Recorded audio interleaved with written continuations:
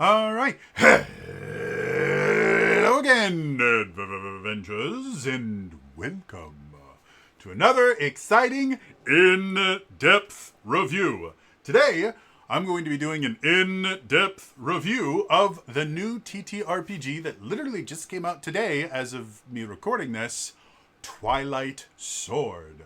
Now, so a quick reminder, if you do enjoy this stuff, please like the video, subscribe to the channel, hit the bell icon to turn notifications on. All those things are super, super important. Now, let's talk about Twilight Sword.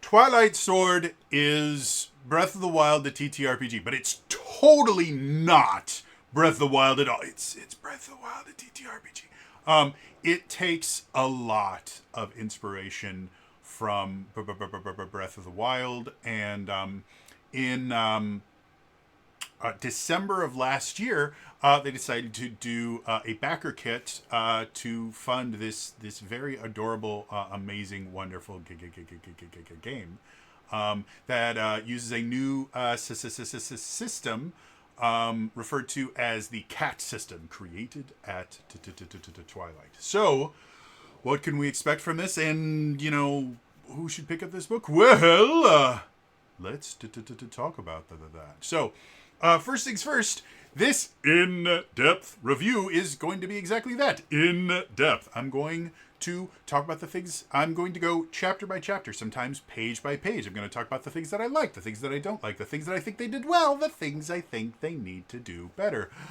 And that takes a long time. And not everybody wants to sit through like a 2-hour-long video just to figure out if they want to buy something. So I always like to start off these videos with a section that I like to call, Should You Buy This? And I separate potential buyers into 3 different groups. The first group is a group that I call players. Players are people that are primarily, not exclusively, but primarily going to be sitting down at a table and playing a single player character. They obviously have very specific wants and needs for their for something like this. The second group is a group that I call GMs, or Game Masters. They are people who are primarily, not exclusively, but primarily going to be sitting down at the table and running the game. They're going to be designing encounters, running the NPCs, doing all that fun stuff, and obviously they have different wants and needs than the players. The third group is a group that is often forgotten about, and I like to call them the Lorehounds. Lorehounds may never sit down at a table and play a game, ever. But they're really interested in the world, in the lore, and all the stories involved in the TTRPG. And so obviously those people have very different wants and needs from both players and GMs. So, should you buy this? Well, let's find out.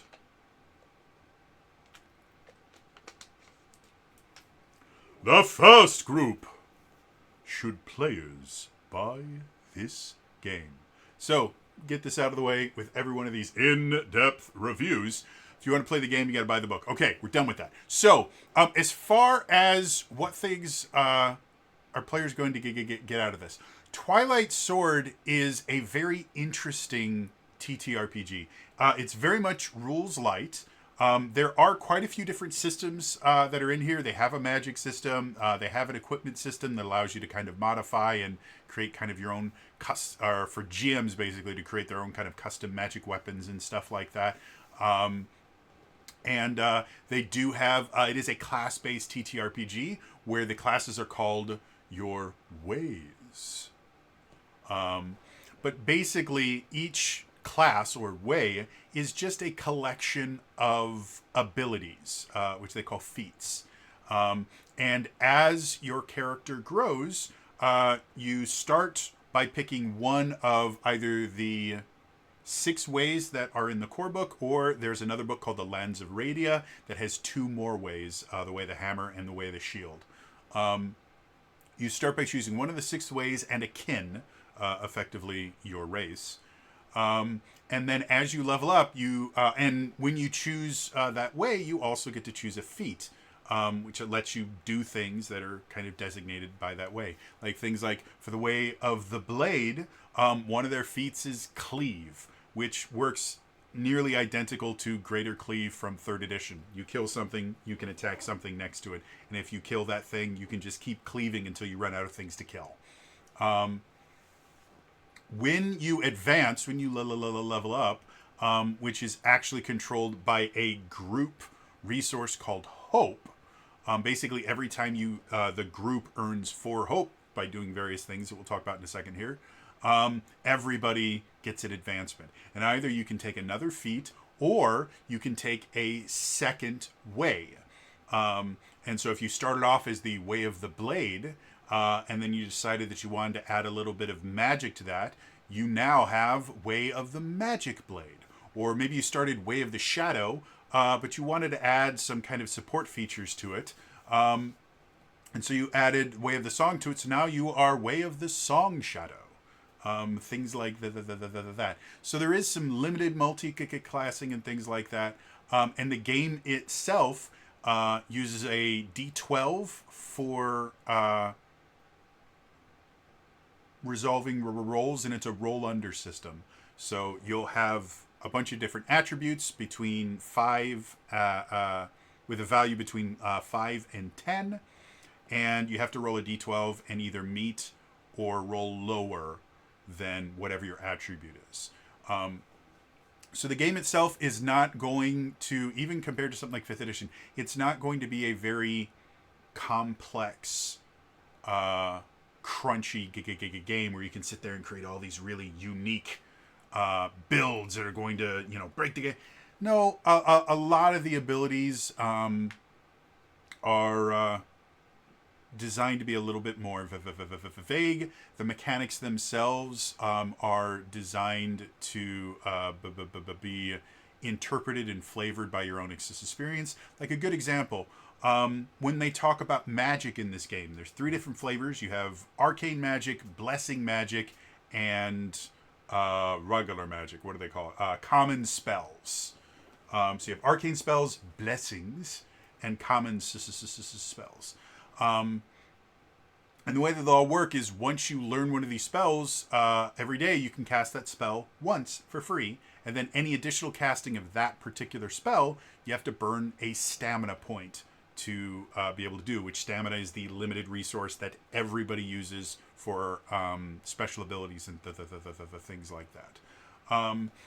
All of these spells all have very particular things, but there's a little section called cantrips, and it basically states if you know like a more powerful version, you can have a cantrip version of that as long as it doesn't like massively change how the game works, you can just say that you can do it. One of the examples that they give, there's a blessing that allows you to basically attack with light. The spell itself is called Blinding Light, strangely enough. And they mention that, well, if you know the spell Blinding Light, then at cantrip you might be able to do is you can always, that's the weaponized version of light. You can always like make your staff glow so you have your own little light. Things like that. And that kind of explains how most of the game works. It's based around, they give you enough mechanics so that you can all basically speak the same language, but it's really up to you to kind of customize things and make them feel more flavored for your character. The basics of the game is travel the world, fight monsters, bring hope. The world is covered in despair, and you have to go to various areas, and by completing quests and helping out NPCs, discovering landmarks, and killing enemies and monsters and bosses, you slowly are able to get rid of the despair in an area, which allows more people to move in there. And eventually, as you clear despair from all the various areas in Radia, you're able to eventually fight the Scourge, the thing that started the despair, which they have various different flavors of things that might be the Scourge in your adventure. So there is overland travel, hex crawl style of adventures, despite the fact that there's no hexes in this. There is combat in this. There is role playing and things like that. So it's got little bits of everything, but your goal is going to be kind of very similar to what it is if you were to play Breath of the Wild. You go explore, you find things, and then you get rid of the things causing darkness until you can eventually stop the source of the darkness. So if that's something that appeals to you, then you will probably really enjoy this game. If you're looking for something that's really, really crunchy and allows you to really kind of dig into it, you're probably not going to have as much fun with this because while it does have quite a few different systems, including things like they have a potion making system and a cooking system, and the things that you cook actually give you buffs and things like that. And you can use them to heal yourself or make yourself resistant to hot or cold weather. You know, there's lots of different things here, but it's a very wide game, or I wouldn't even say it's that wide. It's a wide game, but it's not an exceptionally deep game. The depth comes from you and the rest of the party kind of buying into the idea of a land covered in darkness that needs heroes to bring hope back to it. Yeah. Like I said, there's lots of really cool, interesting stuff that I will go more in depth when we do the in-depth review. But overall, it's a delightful rules light fantasy style TTRPG that leaves a lot of space for you to put your own flavor in and leaves a lot of room for homebrewing and other stuff like that to really turn it into the game that you want. Now, as far as how much does it cost? As of right now, only the PDF is available. So I don't know how much the physical book is going to cost. But right now, on DriveThruRPG, you can buy the Twilight Sword core book for $19.99. I have mentioned this before. Most core books, and this core book not only includes all the player character stuff, but it does have monsters in it. It has all the stuff that your GM needs to be able to run the game. Like you can do everything that you can run everything that you want to run and be able to play the game entirely just by using this book. So this is an all-in-one book. Most all-in-one books will generally be in like the $30 to $40 range for the PDF. And the physical books will generally run in the $50 to $70 range, depending on how big it is. So a $20 PDF is an absolute steal. And even if you are not like a huge fan of the games that inspired this, like Breath of the Wild or Dragon Quest, other things like that, there's still a lot of really cool, interesting stuff here that you can have a lot of fun with. And it might even be able to help inspire characters in other TTRPGs as well. So $20 is hard to not recommend this book. The book itself is lovely. I in the latest version of it, I myself have not noticed any typos or problems or anything like that. Doesn't mean that they aren't there. It just means that I didn't find them in my read through of it. So for players, again, $20 is really, really hard to argue with. The only issue with that is, again, right now it is exclusively a PDF. There is a physical version of it. It's just not out yet. So the only cost comparison I can give you right now is, this. And again, if we want to compare this to other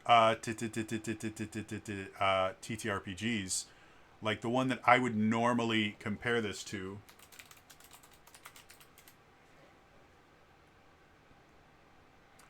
would be Fabula Ultima. And so the Fabula Ultima core book is also $20. Yeah. I've made mention of this many times before. I think Fabula Ultima is probably one of the best deals in TTRPGs just in general, because of how inexpensive their core books and all their books are, and Twilight Sword is looking to be a similar kind of value proposition. So this is a definite recommendation for players. Moving on. The second group. Should game masters buy this book? Just like the players, get this right out of the way. If you want to play the game, you need to buy the book. Okay, we're done with that. So, as far as the stuff that you get in here as a game master, there's a lot of really interesting stuff aside from like the mechanical stuff you need to be able to play the game. One of the things that I think is probably most interesting is the cooking and brewing potion system that they have in here.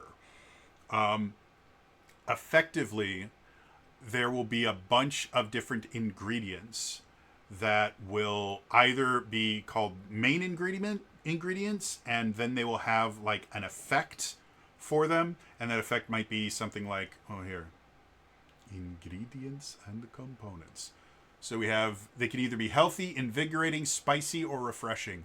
And what that refers to is when you actually make one of these things, whenever you cook something, you will make a check, and once you succeed on that check, depending on how many ingredients you rolled, you will roll a dice pool and then add everything up, and then look what that turns into on one of 4 effect tables. You have a healthy effect table, an invigorating effect table, a refreshing effect table, and a spicy effect table. And each one does something different and gives different benefits.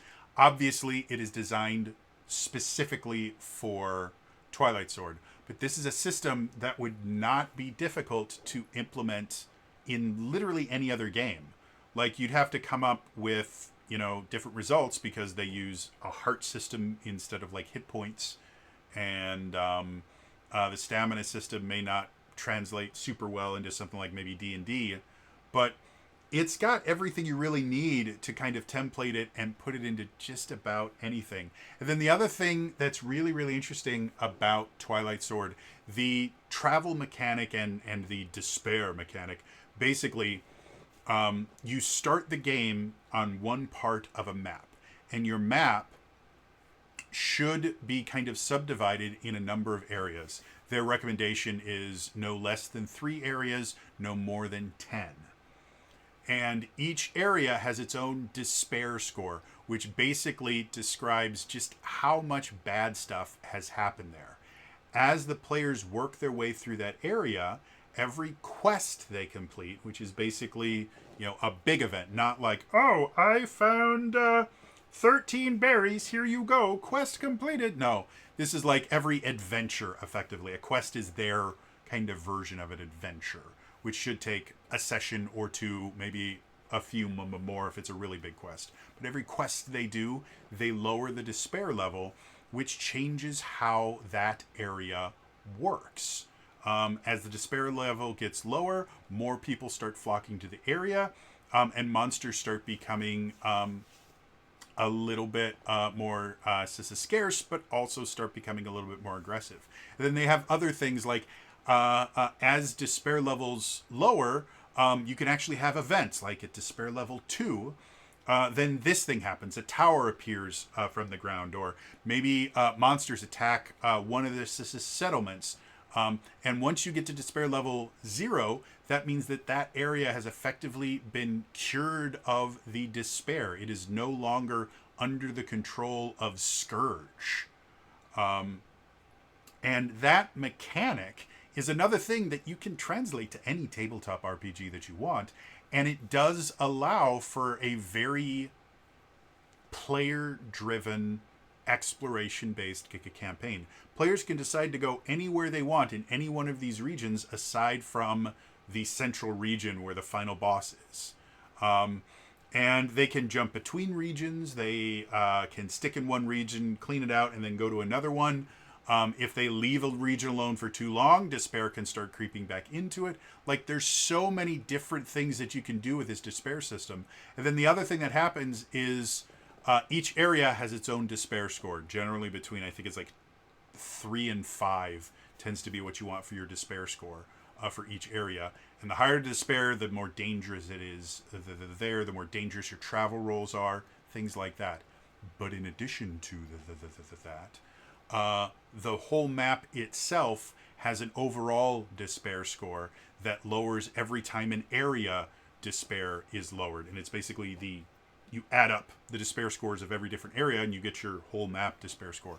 Once that gets to 0, then the final dungeon, the final battle opens up and your players get to, go and complete the campaign. Which, again, is a really interesting mechanic because you can allow the players to know exactly how much despair is in each area to give them enough knowledge to be able to make informed decisions about where they want to go and where they want to focus. And you can also let them know how much despair in the whole area so they know and they can kind of see a countdown to, okay, we're getting closer and closer and closer to the final encounter. And that does kind of give the players a lot more agency and choice. And again, this is not something that only exists or only can exist in Twilight Sword. This is something you could use for anything. So yeah, then there's other things like how the monsters work. Again, we'll go into more detail in the in-depth review portion of this. But like the way that they run monsters is really, really great. The patron system is really, really interesting. Like there's tons of really awesome, cool stuff in here. And again, even if you're not running Twilight Sword specifically, there's a lot you can kind of bring to a bunch of different TTRPGs if you take the time to learn the systems and kind of template them. So yeah. So again, all that exists right now is the PDF. So I can't give you a recommendation on the physical version, but for the PDF, again, it's $20. Like, it's so hard to argue with the idea of, oh yeah, you wanna play this really cool system, $20. Whereas the same thing from D&D would cost you like 35, 40 bucks. Actually, I can look right now, see how much the digital version of the 2024. Let's go to the marketplace.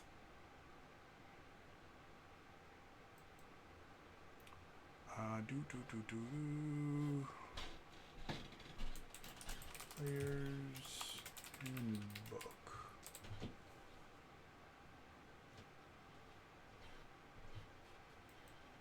So yeah, the digital version of the Player's Handbook runs 30 bucks, and that's not a PDF. That is the digital version that you can only read through D&D Beyond. This is a PDF of the game,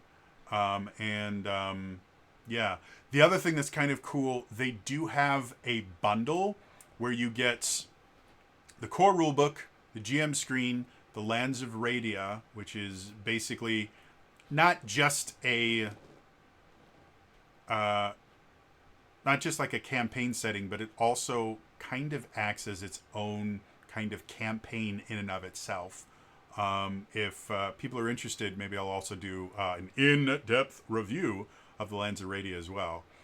And then also the Twilight Sword starter set and the card chest. So PDF of all the different cards and everything, which just makes everything running. And that in and of itself is $50 for every thing. So it saves you, I think it saves you like, what is normally 80. So yeah, it saves you about $30 from buying them individually. And that in and of itself, I think is a great deal. But for this book in itself, $20, how could I not recommend this? So definitely recommended for GMs. Moving on. The third group. Should Lorehounds buy this book? Thank you, phone. There are So this one's kind of interesting. As far as like lots of lore, this book does not have that. They do have a section called Radia, where it actually talks about the regions of Radia and everything like that. And it lasts about 12 pages of this almost 200-page book. Other than that, there is not a ton of like concentrated lore. However, every single thing in this game generally will have at least a short lore description with it. Like, for example, if we look at the ways, the way of the blade. Champions who follow the way of the blade are brave and strong and use their melee weapons to protect the weak. They never back down from a fight, and they never surrender. Or if we go to the various kin, which are your races. The Huma. Out of all the kin who inhabit the lands, Huma are considered the most adaptive and widespread. You can find Huma villages almost everywhere, from the lowest lush valleys to the highest snowy peaks. Some Humas are short, others are tall, and their eyes, hair, and skin can be of many colors. The one feature they all have in common is the pointed shape of their ears, which give them a curious and ever-observant look. Huma names, and then it talks about the feet, and then it has a little artwork of some Humas. So everything has little bits of lore mixed into it. The mechanics tend to be very, very lore derived, meaning it feels like they started with the lore and then translated the lore into mechanics, as opposed to starting with the mechanics and then finding a way to explain them away in the lore. That does happen with some TTRPGs. So there is a decent amount of lore in here, and the artwork in and of itself is phenomenal. Not at least according to DriveThruRPG. None of it. Well, I'll take directly from their post on DriveThruRPG. No generative artificial intelligence was used in the creation of this project. So there's no AI art, there's no AI writing, at least as far as what they say here, and I tend to trust them. So all of this is done with this care and desire to create this feeling of kind of comfort combined with whimsy, for lack of a better term. Things like the Strix. The Strix are black mages. Like if you're familiar with Final Fantasy and you know like Vivi from Final Fantasy IX, Vivi is based on the kind of original design of a black mage, which is basically this creature that wears like robes and has a big pointy hat, and all you can see underneath the hat is darkness and, points of light that are their eyes. And that's kind of become the default of black mages. That's what the Strix look like.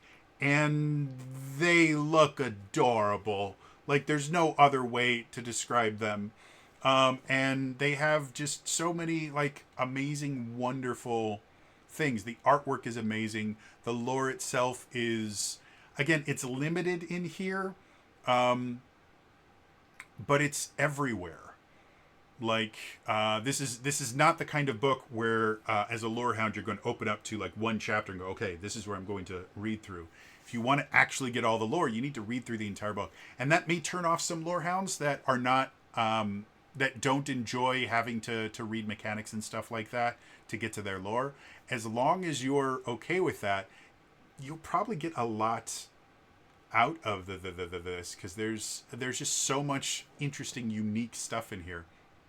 However, if you really, really want to get into the lore of Twilight Sword, the Lands of Radia book is effectively kind of a combination campaign setting and full-on actual adventure campaign.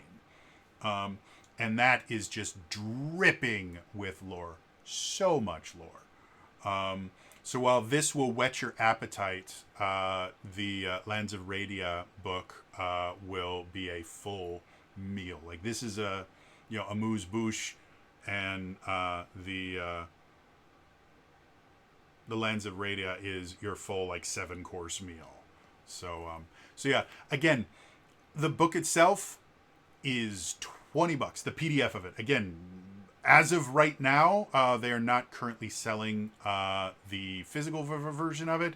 I'm going to assume it's because it's not finished yet. I believe it's going to the printers and everything like that. As a backer kit backer, I get updates and stuff like that. But the updates about the physical I think, if I remember correctly, the core book is at the printers or is already finished printing. The Lands of Radia is about to be submitted to the printers, and I think everything else is in various states of getting to the printers. But the fact that they've published all these books means final edits and everything are done. They just have to physically send the files to the printers and then get them actually printed. So as of right now, all you can get is the PDF. But it's such a lovely, wonderful PDF with so much heart to it that I think just about any Lorehound would be able to get $20 worth of lore out of this. It might be a little bit close if you're not a big fan of having to read through mechanics to get your lore. But again, it's $20. It's hard to argue with. So yeah, this is a recommendation for Lorehounds with that caveat of you will have to read through mechanics if you want to get all the lore out of this. So, moving on. So, quick recommendation recap for players. Yes, definitely go ahead and pick up this book. It is wonderful and amazing and has so many cute little things that will allow you to play a great rules light TTRPG. For GMs, in addition to being a wonderful rules light TTRPG, there are quite a few systems that without too much tweaking you can put into any TTRPG game that you want. So even if you're not going to run Twilight Sword specifically, there's a lot that you can get out of this. So another recommendation. Then for Lorehounds, this book is not technically written for Lorehounds. There is a decent amount of lore in here, but you're going to have to read through some of the mechanics to get all of it, and the artwork in and of itself is gorgeous throughout the entirety of the book. So it is a recommendation for Lorehounds, but it has that asterisk of if you don't like reading mechanics to get to your lore, you may not really enjoy this. You may want to look at the Lands of Radia book instead of this one. So that being said, those are my recommendations. And if you are only here to figure out if you want to pick up this book, thank you so much for tuning in. In the comments down below, what specifically kind of drew you to this? Is it the Breath of the Wild, but not Breath of the Wild, but totally Breath of the Wild aspect of it? Are you a big fan of Two Little Mice, the people that published it, or Free League, or Two Little Mice designed it? I think Free League was their publisher. Or was there another thing that kind of brought you to this? Maybe you're just really a big fan of the Strix. Who knows? Let me know in the comments down below. Otherwise, it's time for us to get into the in-depth review.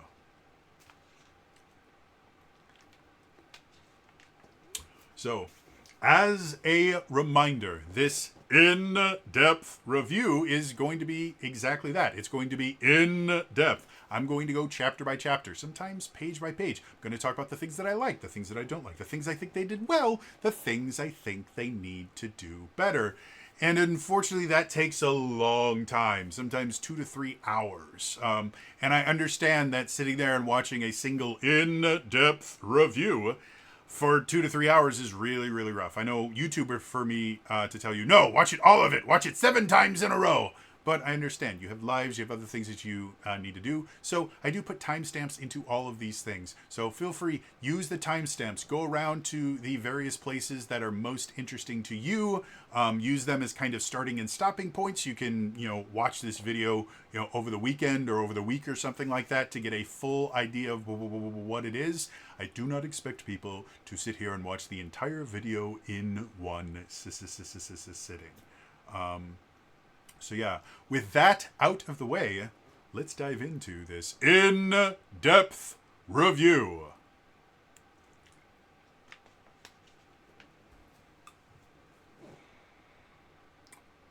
Section 1, Twilight Sword. This game is interesting, to say the least. Every single TTRPG book on the market has this kind of introduction section. Sometimes they will call it the introduction. Sometimes, like Twilight Sword here, they will just give it some sort of title, like Twilight Sword. But basically, it will normally start off with, what mean TTRPG? What is die? That's not technically how this one starts. This one starts by kind of explaining the fantasy of the game.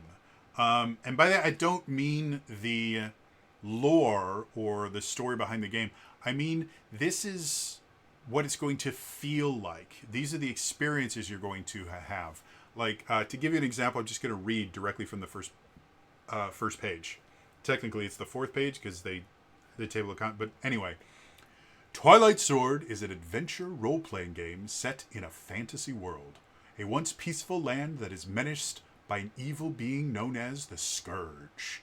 To oppose the reign of the Scourge, players take on the role of champions, brave heroes who depart on a dangerous journey to bring back hope to the lands. Inspiration. Twilight Sword is inspired by classic video games like The Legend of Zelda, Dragon Quest, Wonder Boy in Monsterland, Final Fantasy, Ni no Kuni, and by the animated movies of Studio Ghibli. 3 pillars. Twilight Sword stands on 3 pillars. Travel the world, fight monsters, bring hope. And that's the thing that I think is done so well. First of all, you will notice as you read through this book, the book is kind of like a half page. Like, instead of like 8.5 by 11, it's like they chopped off half of the width. And so the book itself, if you open it up, dimension-wise, is going to feel closer to half a page instead of a full page. And they tend to divide the book up into squares. They like squares. All their cards are squares. All the map pieces are squares. They like squares. And so the first 2 pages of actual material are separated into 4 different squares. The first one says Twilight Sword, and that's the one I just read. Then we have Travel the World, where it talks about kind of the exploration aspects of Twilight Sword. Then we have Fight Monsters, that talks about the combat aspect of Twilight Sword. And then Bring Hope, and it talks about kind of the goal of the game and how you're going to be interacting with the world. And it makes for a very easy to read adventure. And then they go into basics. So they talk about the cat system, created at Twilight, which again is a roll under system. Everything is resolved with a D12, which I always have dice right next to me here. And so D12, everything is resolved with this D12, otherwise referred to as a dodecahedron. So the way things work is you will have attributes. Everything is attached to an attribute. And the attributes are... I'm going a little bit further. So they're called abilities in this. And the abilities are strength, agility, vitality, perception, will, knowledge, charisma, and stealth. Anything you do, whether it's making an attack, casting a spell, pushing a rock, talking to someone, it's going to be tied to one of those attributes. And every champion has a score in every one of those attributes that can be as low as 5 or as high as 10. When you build your character, you'll be able to decide that. And as you level up, you'll be able to increase certain attributes based on the ways that you choose. Every time you try to do something, what you're going to do is you're going to roll your D12 and try to roll either equal to or under your score in that attribute. So you are always rolling against yourself. It means any time a player makes a roll, they know when they succeed or they fail because there is no armor class for enemies. A lot of enemies don't have to roll for their attacks. They just do damage, and the players can use a reaction to either defend themselves from it using their strength or dodge out of the way using their agility. And again, when they make their roll, they're not rolling based on what the monster is doing. They're rolling it based on one of their abilities. So it does allow the game to run impressively fast because the players never have to go, oh, I rolled a 3. Does that hit? They're going to know because they're going to know what their score is. It also means that 1s are critical hits and 12s are critical failures, which is always fun for people like me that have cursed dice, just to see how long it takes for the dice gods to realize, oh, low is good this time. Okay, switch it up, folks. They also have mechanics that allow you to increase or decrease the size of a die. At least in the core book, it seems to be very, very, very, very, very rarely used. But kind of similar to like Essence 20, where they have the dice shift ladder. They have the same thing, but it just goes D2, D3, D4, D6, D8, D10, D12, D20, and that's it. There are no 2D6, 3D8s or anything like that. And then it talks about rounds. Another thing that I did find kind of interesting, everything is decimalized in this. In your kind of standard TTRPG based on D&D, a round is 6 seconds, so that 10 rounds is 1 minute. In this, a combat round is 10 seconds, so 6 rounds is 1 minute. But they also have standard rounds, which is 10 minutes, and extended rounds, which is 1 hour.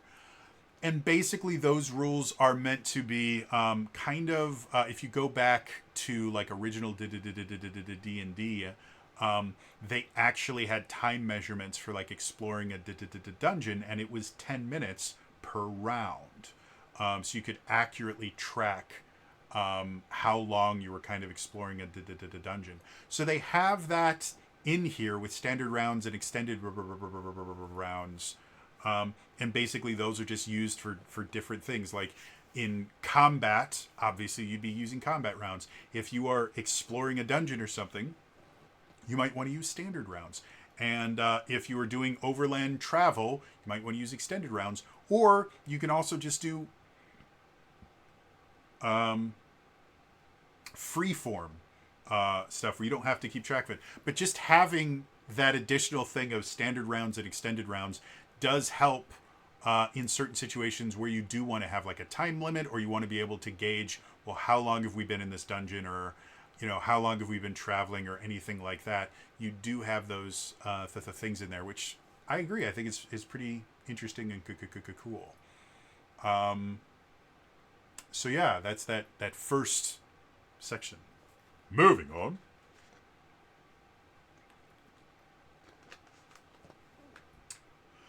Chapter 1. Champions. Now, I know why they do this, because everybody does this, because this is how D&D used to do it. Character creations are Chapter 1. I don't like that. I would prefer Chapter 1 to be the How to Play chapter. But How to Play is Chapter 2. Champions is Chapter 1. So there are going to be things in here where it tells you, oh, well, you can do this. Like they talk about sneak attacks in the Way of the Shadow way. And unfortunately, we have no idea what sneak attacks are, because that's not explained until you get to the combat section. So it's annoying. I wish TTRPG manufacturers would stop doing that, because the way that it should work is introduce the rule system first, especially when you're using a system that is completely different from Dungeons and Dragons, which is the default for most people. As much as people go, no, I've never played Dungeons and Dragons. My first game was GURPS. That's absolutely fantastic. D&D is the most popular game in the world. The most popular TTRPG in the world is D&D, and so many games take inspiration and take things like putting the character creation chapter first from Dungeons and Dragons. So due to the fact that the cat system is very, very different from D&D or anything like it, you really should start with the how to play before you start introducing character creation, because people are going to misread things and not understand what any of this stuff means, because the same terms in something like Dungeons and Dragons or Pathfinder mean completely different things in Twilight Sword. That being said, let's actually talk about the champions. One of the greatest things about this book, the champions chapter 1, starts off with a 2-page spread of gorgeous artwork of what I can only assume is a Way of the Blade champion. They're a blue-haired Huma, and it just looks so gorgeous, and it has so much kind of character to it. It's just great. When we get into the game itself, we start kind of learning about the various systems. To make a champion, you choose a name and an origin. The origin is the only non-mechanical thing in the character chapter. And origin is basically, why are you heroing? And they have 5 origins here. You don't have to use them. But very similar to in 5th edition, where they had those things where, I can't even remember what they are anymore. They had little prompts that would help you kind of develop your character. Your origin is meant to give you kind of a motivation for why you're doing this. The origins that they have are Awakened, Stranger, Chosen, Heir, and Unknown. So Awakened, you just awakened from a long slumber, and you have little to no memory of your past. Stranger, you come from a distant land, maybe even a different world. Chosen, somebody told you, you are the character of prophecy. Heir, you are 2nd generation hero, and you have to kind of live up to the fact that mommy and daddy saved the world.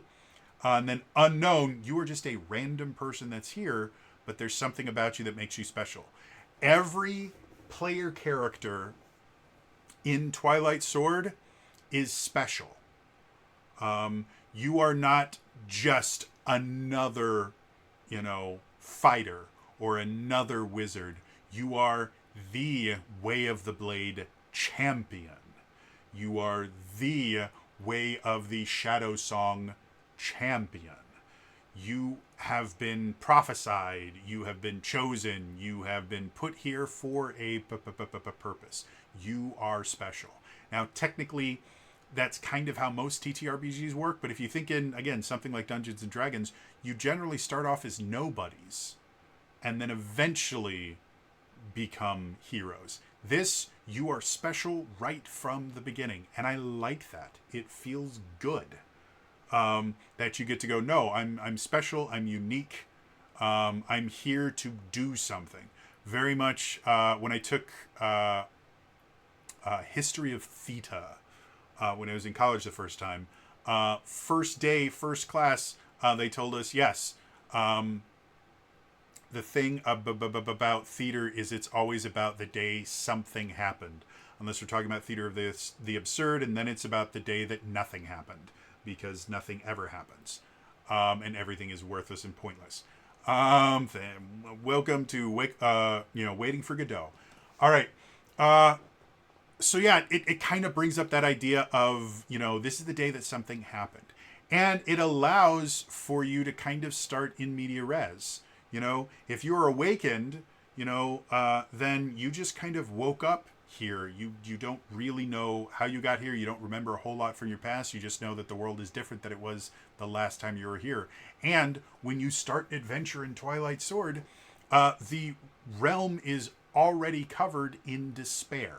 Every single area is already covered in despair. So you are entering into a world that has basically the bad guy won already. And now you have to fix that. And so I find that really interesting. Then you choose your kin, which is your race, effectively. Each kin has its own feat.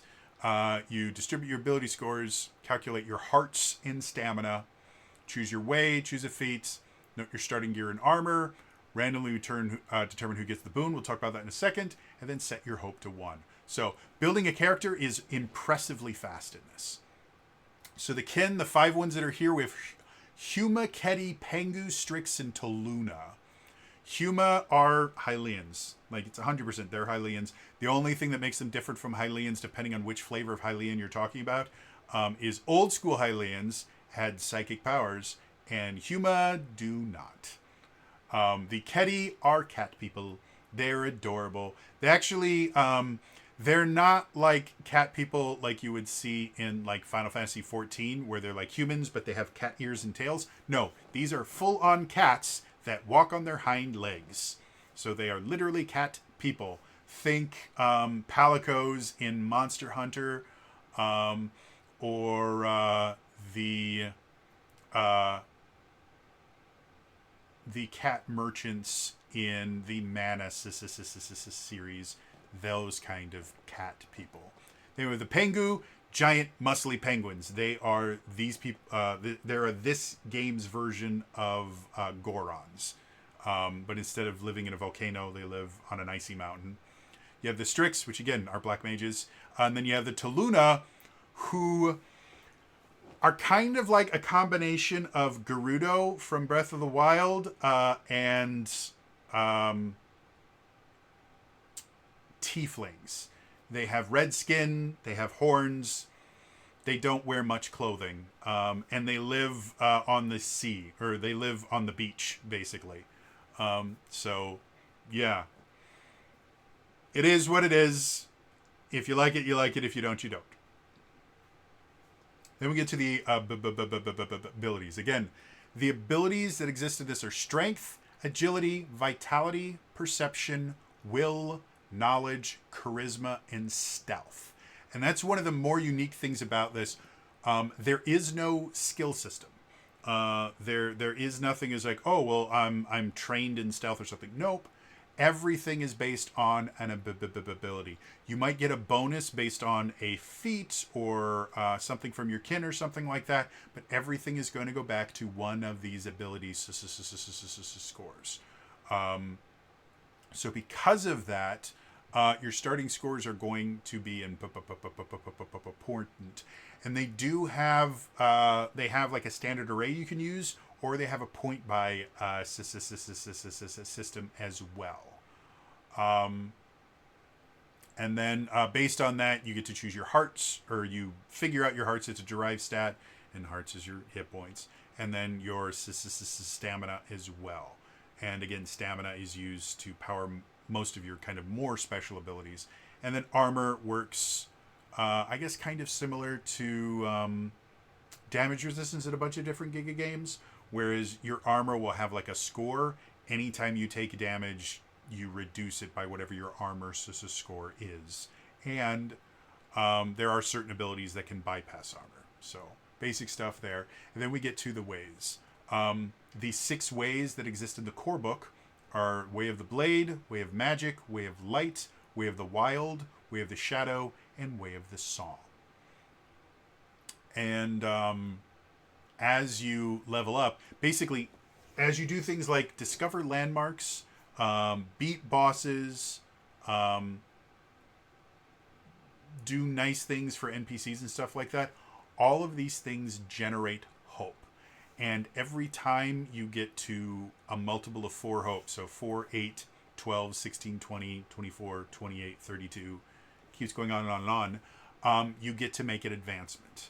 And an advancement, basically, you get to choose another feat from your way, or one time you can choose a secondary way to add to it. So all the ways we have here can be combined. So you can be the way of the light blade, where you have both light feats from the light way and from the blade, or you can be way of the shadow wild, or way of the magic song, or you can combine any 2 ways. But basically what they are is a collection of abilities, a collection of skills.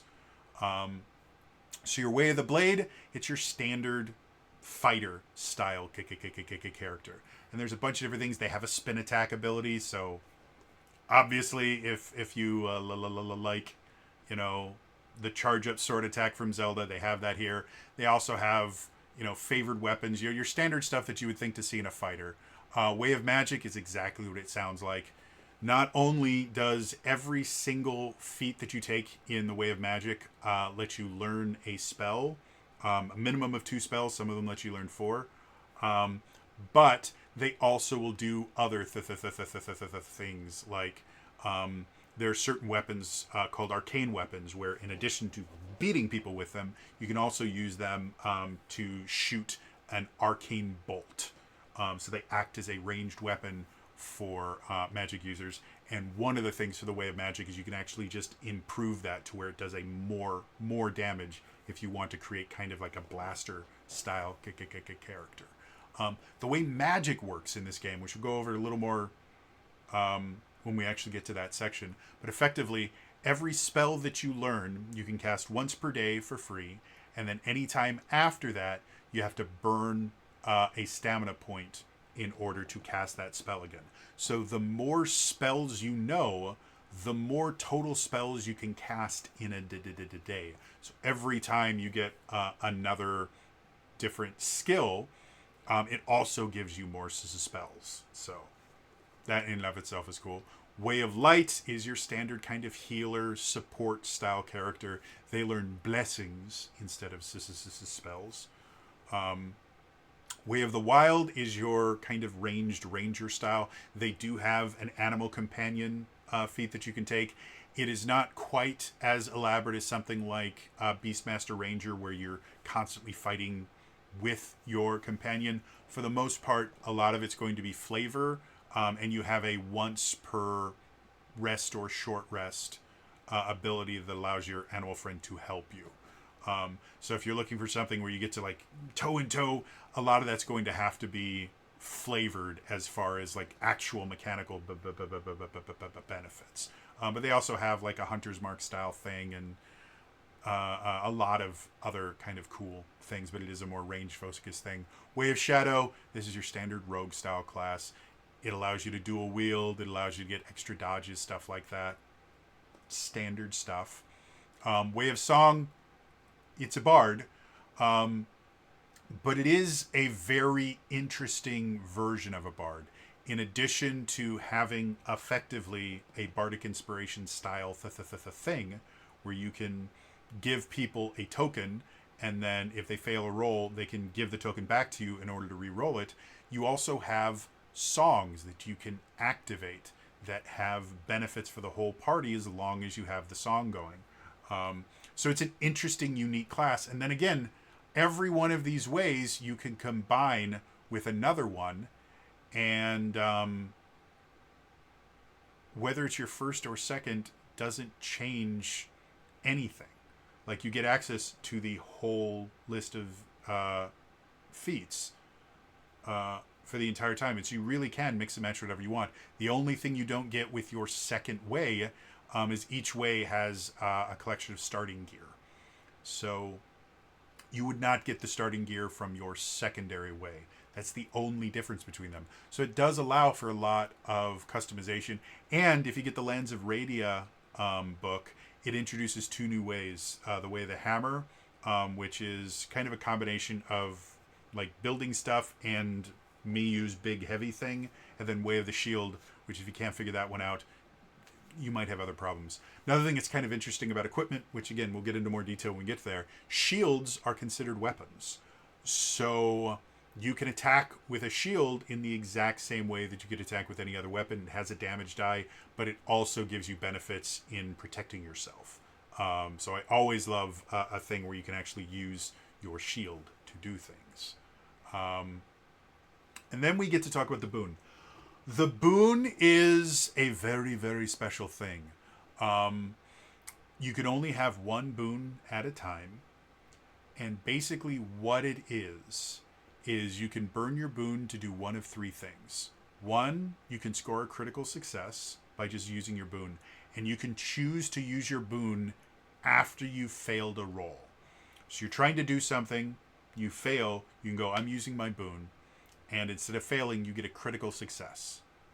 You can use it to save a champion. If a champion's about to get knocked out, which they call it about to go KO, because knocked out is a condition in this, you can burn your boon to prevent them from getting knocked unconscious and they regain a little bit of health, or you can use it to recover all of your stamina.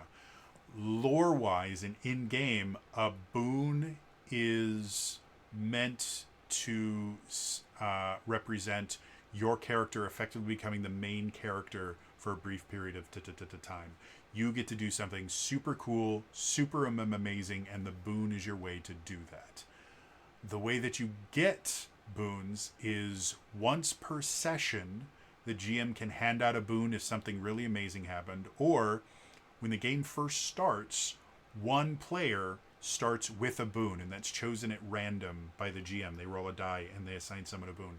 So the boon is very, very rare.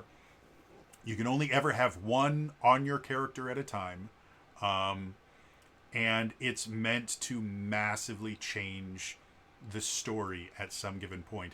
And you are expected to work with the GM to kind of narrate, if you use the boon, it's meant to be something epic. It's meant to be something, episode ending ability, something super, super cool. And I really enjoy that. I love things that allow the players to go, okay, the dice are not being nice to me. I need something really good to happen. I'm going to use the boon.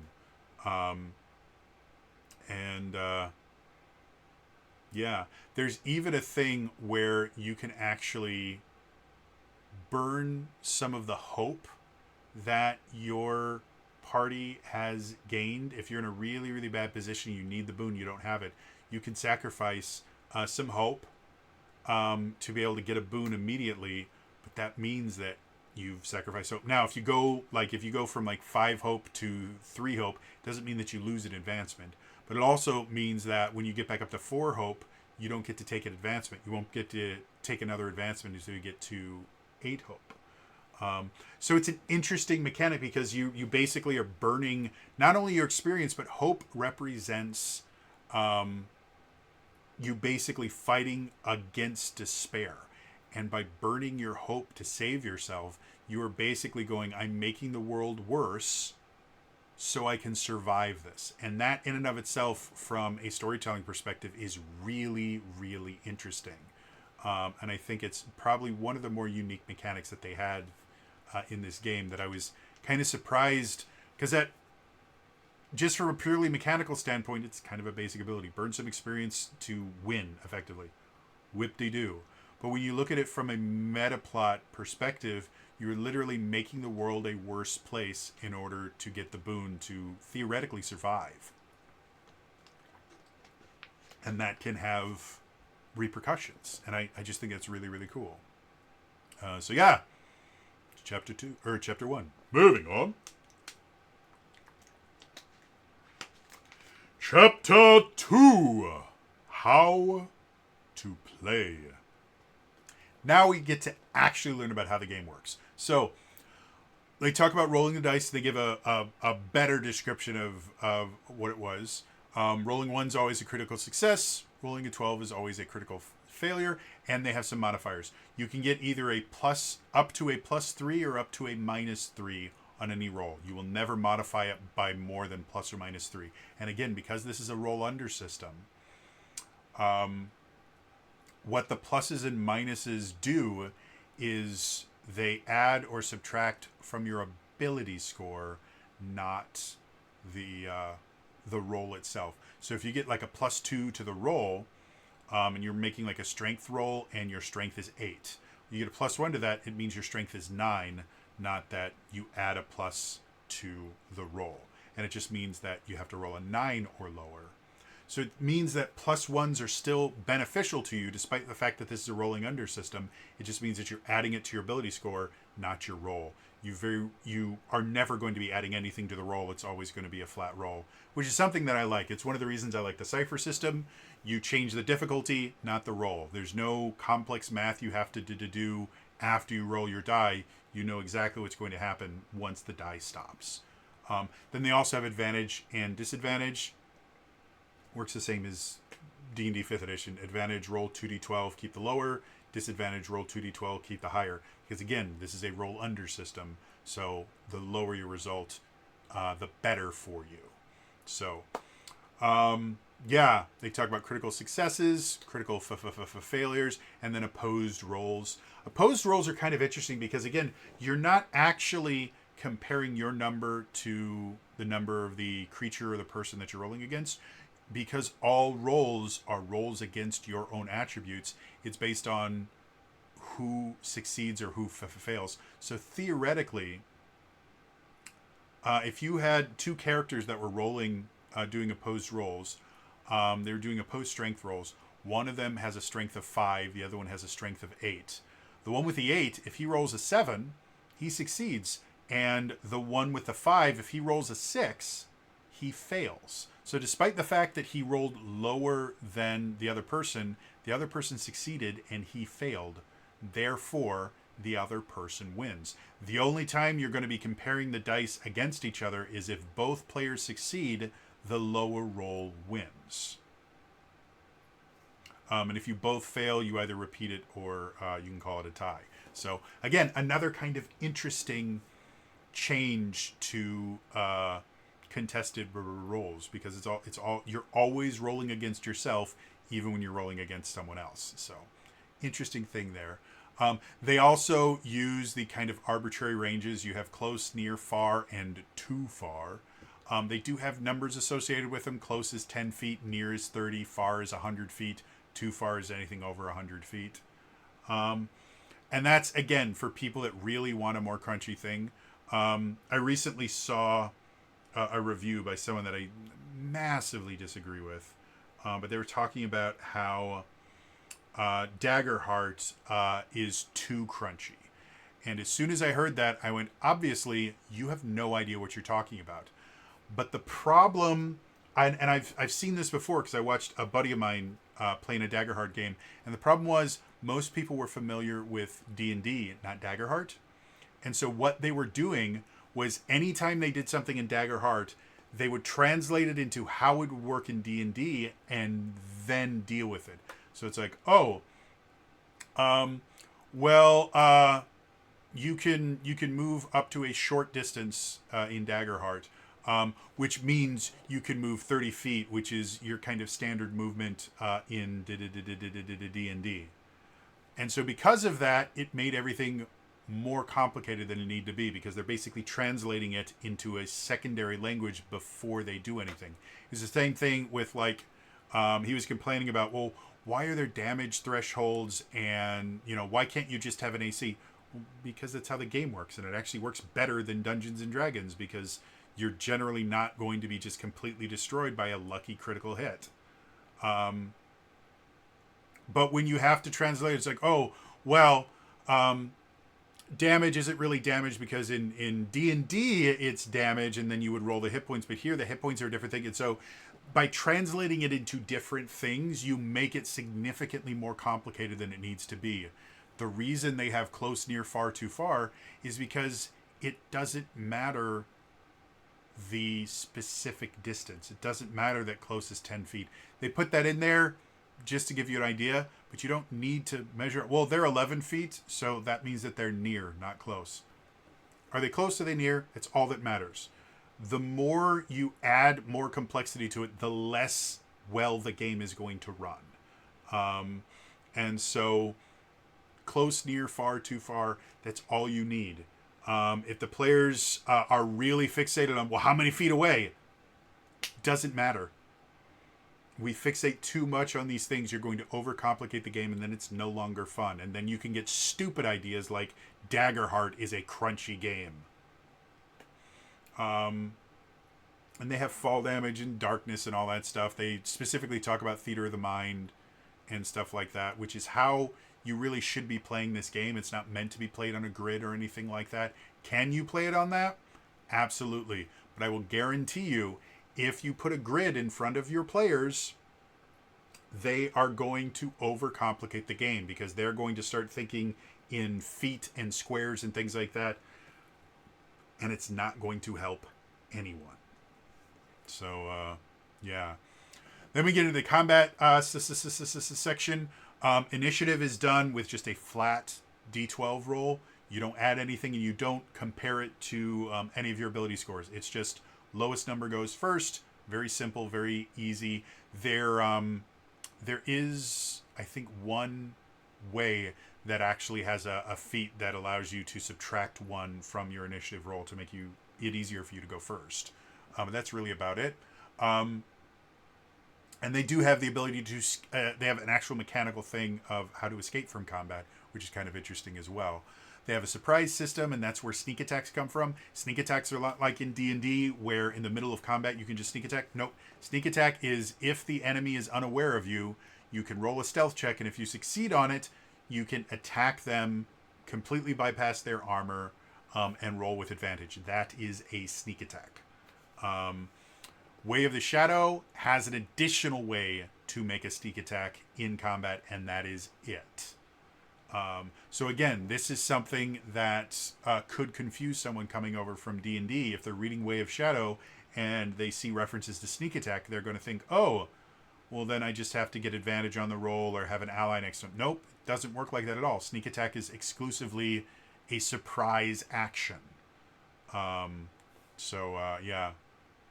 And then they have a cover system, which again is very simple. It's advantage, disadvantage is basically that. And cover, I believe, only deals with ranged attacks. You can't have cover from melee attacks. Then we have the actual turn. It's your... it's technically a 2-action economy, but we do have an additional thing. So you have a movement and an action. You also have a reaction, but that kind of works within a 2-action economy. They do have free actions, which kind of works like in D&D. You have that free interaction every single round where it doesn't count as an actual action. It's just like you can use a free action to change weapons or, do things like that. So it's not like a 3-action economy where you have standard action, minor action, and a move action. This, you have a move, you have an action. So I would call this a 2-action economy.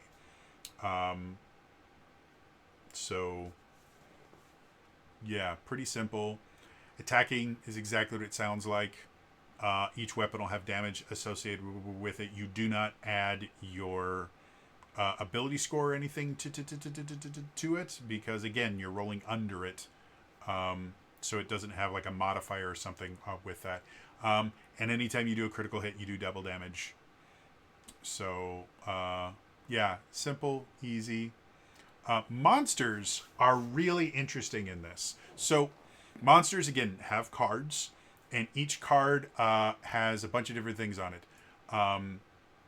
Has its stats, which will have like its hearts, its stamina, and its armor. It has the threat level, which threat levels are not like challenge ratings in D&D, where, your challenge rating kind of says how hard it hits and stuff like that. No, the threat is how many turns that creature gets to take in combat. And the way that you balance encounters in Twilight Sword is if the enemies have the same number of turns as the allies, then that combat is going to be kind of a standard combat. If the enemies have more than 1.5 times the number of turns that the players have, then it's going to be an exceptionally difficult combat. So everything is based on how many turns. And so a single monster might get 2 or 3 turns, and that's their threat. In addition to that, monsters have a number of numbered actions, and they can have as little as 4 or I think as much as 8 or 12, I'm not sure. And the way that it works is the first time a monster takes their turn, you roll the die associated with the number of things that they have. So if they have 4 actions, you roll a d4.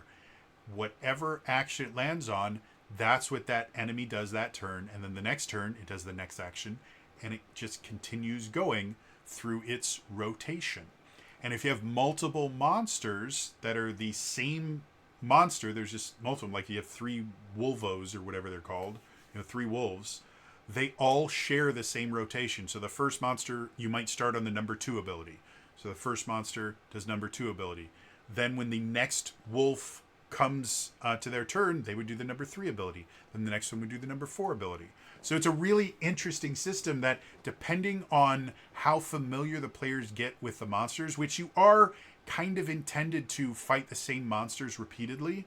Like the whole idea of the Scourge, very similar to how, Breath of the Wild and Tears of the Kingdom works, is the monsters are constantly returning until you get rid of despair in the area.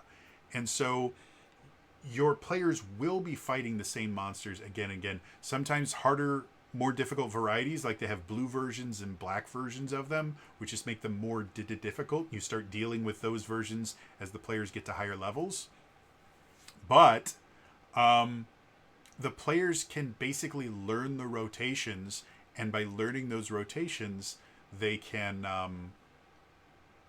react better at fighting monsters that they fought before, because they know what's going to come next, when they should defend, when they should attack, when they should move the monster away far enough that it's not going to be able to do what it's supposed to. You can also interrupt the rotation by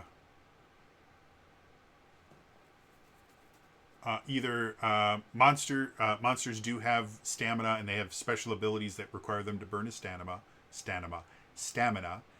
And when they do that, breaks the rotation, you have to roll over. Or anytime a champion lands a critical hit, it can also break the rotation. So yeah, it's not 100% foolproof. Monsters always work the same way every single time. But it does add enough kind of regularity and predictability to monsters that players that pay attention, especially when it's not their turn and they start realizing, oh, this is the monster's rotation, will be able to do better in combat. And I love anything that rewards players for paying attention. So yeah, they also have certain actions where if they're listed in red, you can't parry the attack, and parrying is the strength-based defense roll. And if they're blue, you can't dodge it, and dodging is the agility-based defense roll. So yeah, it's I love how they design monsters in this. They're very, very good. Then we have a bunch of status effects: poison, stun, confusion, wound, fear, freeze, blind, silence, burn, and KO, otherwise known as KO. Each one does something different. They're all interesting and unique. I love a system that has a robust condition system built into it, because it allows you to, when you have failures, when the players roll like crit fails and something like that, in a system that has very few negative conditions, then you have to kind of make up, what bad thing happened. But here, something bad happens, like they're trying to, push a boulder over to get through a passage or something like that, and they roll a crit fail. Well, you can have the boulder still move, that failure, failing forward, but now they have the wounded condition, which gives them disadvantage on strength and agility checks. And again, all actions you take, including attacks, are a check of one of those abilities. So having a wound effectively means any of your attack rolls are going to be made at disadvantage. So yeah, having a very robust system of status effects is I love that, because it gives you as a GM so much more ability to kind of deal with bad things happening without having to make it up on your own. Which, when you do that, a lot of times it can feel like you're kind of singling out players or actively working against them. Yeah. Then we talk about rest. You have rests and short rests.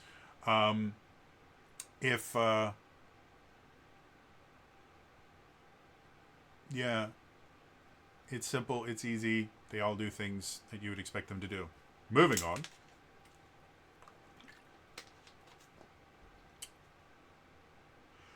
Chapter 3. Items and Weapons. This is where we get into the equipment system. You do have a limited inventory space. and it's measured in slots. Basically, the total amount of slots that you can carry is double your strength score. So you have a strength score of 5, you can have up to 10 slots of items, and almost every item in the game will have a specific amount of slots that it takes up. If you have too many things in your inventory, everything you do is done at disadvantage. Money in this is measured in Zin. Zin are, I'll read right from the book, are pointed, colorful crystals commonly used as currency. Typically, when we talk about Zin, we refer to green Zin, which are the most common, but there are Zin of different colors with different values. 100 green Zin make 10 blue Zin, or 1 red Zin. Yeah, it's rupees. Again, this is Breath of the Wild, but it's totally not Breath of the Wild. It's Breath of the Wild. So everything is measured in green, blue, and red Zin.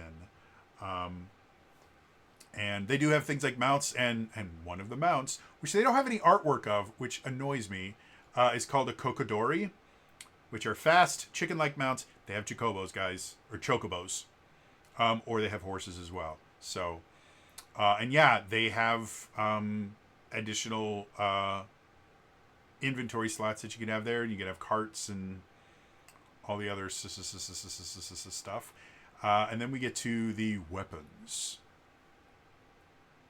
So you've got melee weapons and ranged weapons. Shields are considered melee weapons, but they also allow you to parry ranged attacks, and a lot of times will have other benefits to having a shield.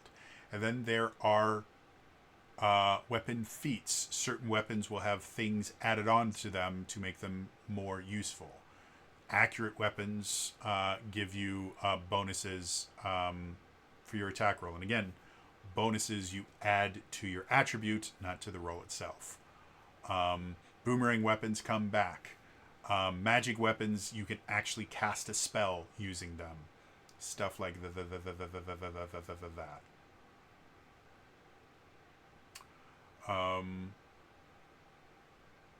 They go through all the different. They have like examples of all the different weapons that exist.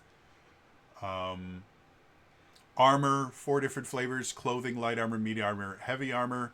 One of the things that 100% they took directly from Tears of the Kingdom and Breath of the Wild.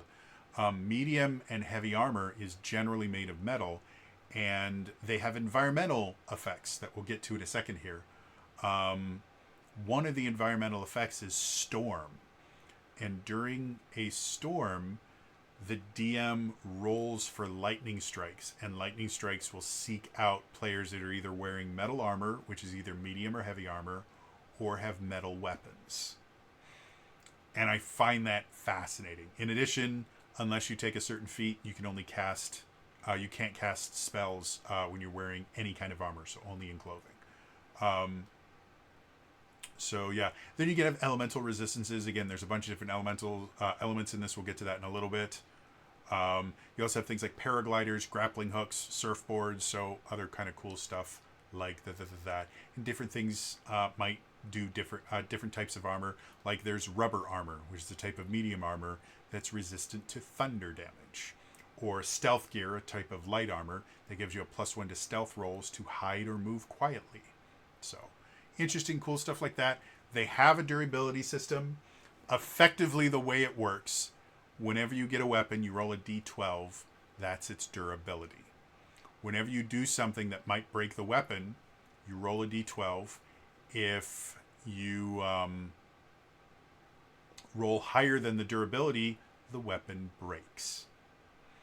If you meet or below the weapon durability, it's still useful, but the durability goes down by 1 level.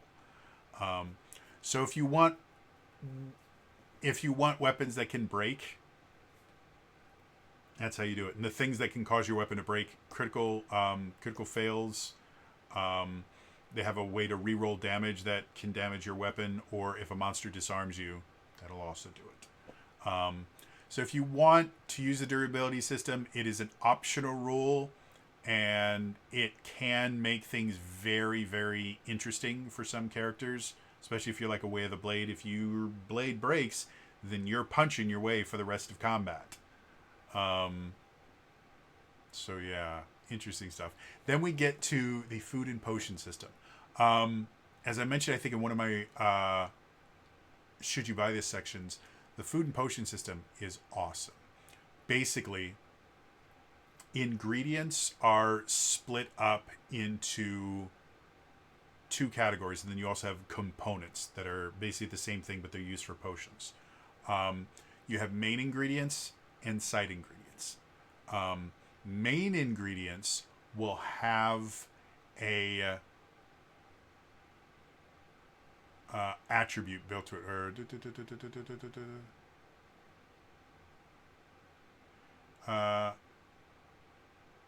it will have a property. That's what they call them. The 4 properties are healthy, invigorating, spicy, and refreshing, and they will also have a dice associated with that. So, like, for example, a melon has 1d8 refreshing. So what happens is, if you want to cook a meal, you get 5 primary ingredients, or up to 5 primary ingredients, and then you can add up to 5 side ingredients for each different style of primary ingredients. So if you did like melons and bell peppers, bell peppers are 1d8 spicy, melons are 1d8 refreshing. You could add up to 5 side ingredients for the bell pepper and 5 side ingredients for the melon. When you put them all together, for each main ingredient, you will add that die to your pool. So for melons, for every melon I put in, I add 1d8. For each side ingredient, you increase the roll amount by 1. So if I cooked 3 melons with 3 herbs, I would roll 3d8 plus 3. So when you cook these things, for cooking, you roll a charisma check. If you succeed, you take all of the dice in your dice pool, you roll them, add them together, and then you look at the corresponding table for that effect. So again, refreshing is the melon. If we rolled 3d8, we got 3d8 plus the 3, and we got, let's say, a 21. That refreshing effect would be that meal gives you Endure Hot 1 for 2d6 rounds. So everything that you can do is based on add dice, roll them, compare it to a list, and that's what each one of these meals does for you. It's a really interesting, fascinating thing. Healthy effects generally are going to give you hearts or remove status effects. Invigorating effects gives you stamina or gives you some other thing that's going to be useful, increasing your inventory slots, stuff like that. Refreshing effects generally going to deal with hot weather and being able to endure it. Spicy effects deal with cold weather and other stuff like that, and dealing with cold-based status effect like freeze. It's a fascinating system. And then the exact same thing works for potions, the difference being potion ingredients generally come from monsters and bugs, whereas cooking stuff comes from food. But that's the only real difference. Oh, and when you make a potion, you roll knowledge instead of charisma. So it's a fascinating system that if the players don't want to interact with it, that's perfectly fine.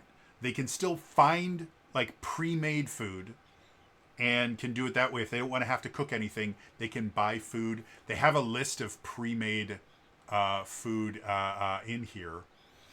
So like the pre-made stuff, like a rice ball gives you 1d6 hearts, or a spicy skewer gives you Endure Cold 1 for 2d4 rounds, and they have the amount of Zin that it covers for all that. They have health potions and stamina potions. So if they don't want to interact with this system, they don't have to.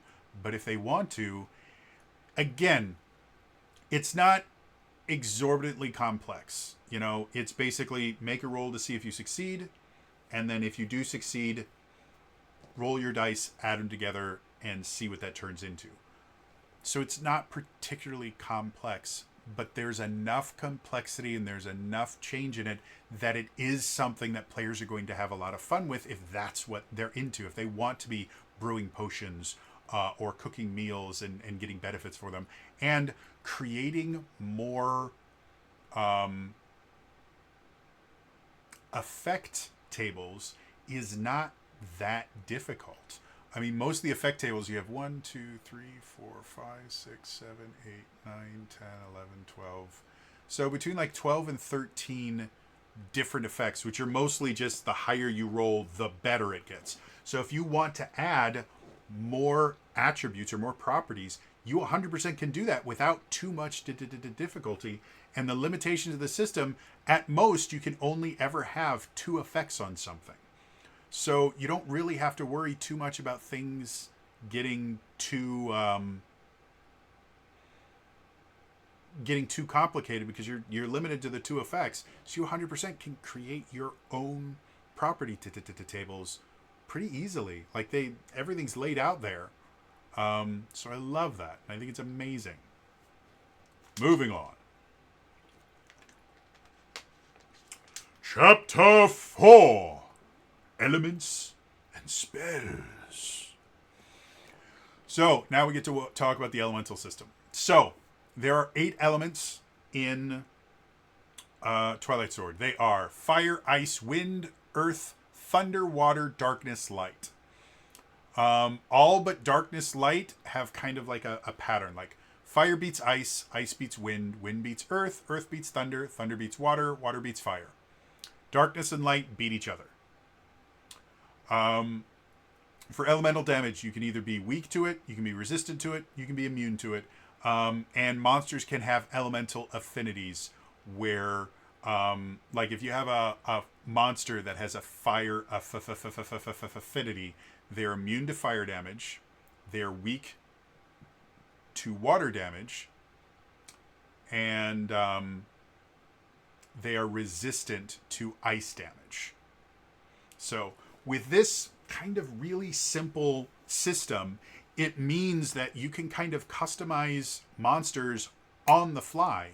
And when the players understand the relationships between the elements, they can instantly know what they need to know. Like if you want, let's go ahead and let's skip ahead a little bit. Let's go to one of the monsters. So, one of the monsters that you fight is called a bogoblin.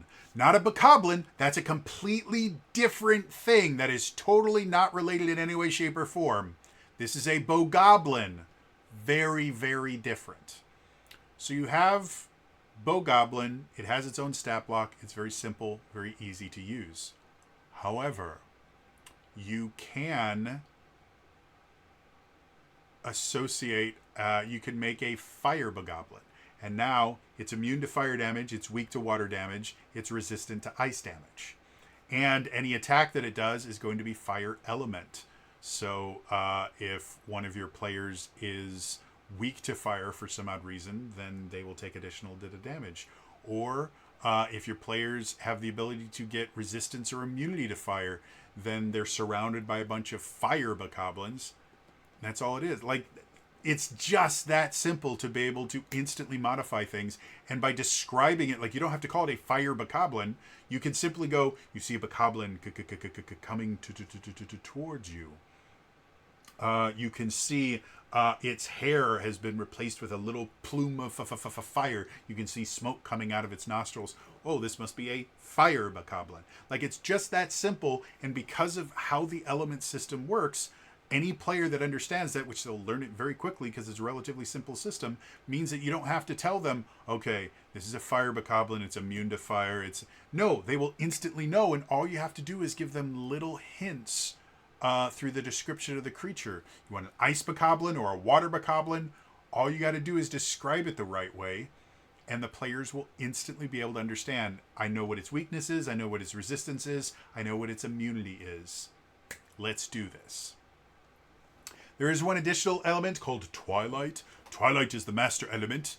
Everything is weak to Twilight damage, and any creature that has the Twilight element is resistant to all damage other than to Twilight. Twilight's exceptionally rare. Basically, the big baddie is the only one that really has it. But it is something that you can introduce in the campaign if you do want to give them, especially with that weapon durability system. Maybe you give them a very, very low durability item that does Twilight damage, and so they know anytime they use it, there's a chance it's going to go bye-bye. But whenever they use it, it does double damage. So, yeah. Interesting stuff like that. Spells are split up into 3 different flavors. You have arcane spells, you have blessings, and you have common spells. As I mentioned before, casting spells, basically every spell that you learn, you can cast once per day for free. You get to do it. Once it's been expended, then you have to burn a stamina in order to use it. Most spells are going to have a roll you have to make to see if they succeed. And again, you're rolling against your own attributes. If you succeed, everything goes well. If you fail, most spells will have a fail condition. So like for Fireball, if you fail the roll, the Fireball only deals 1d4 damage instead of 1d8 damage.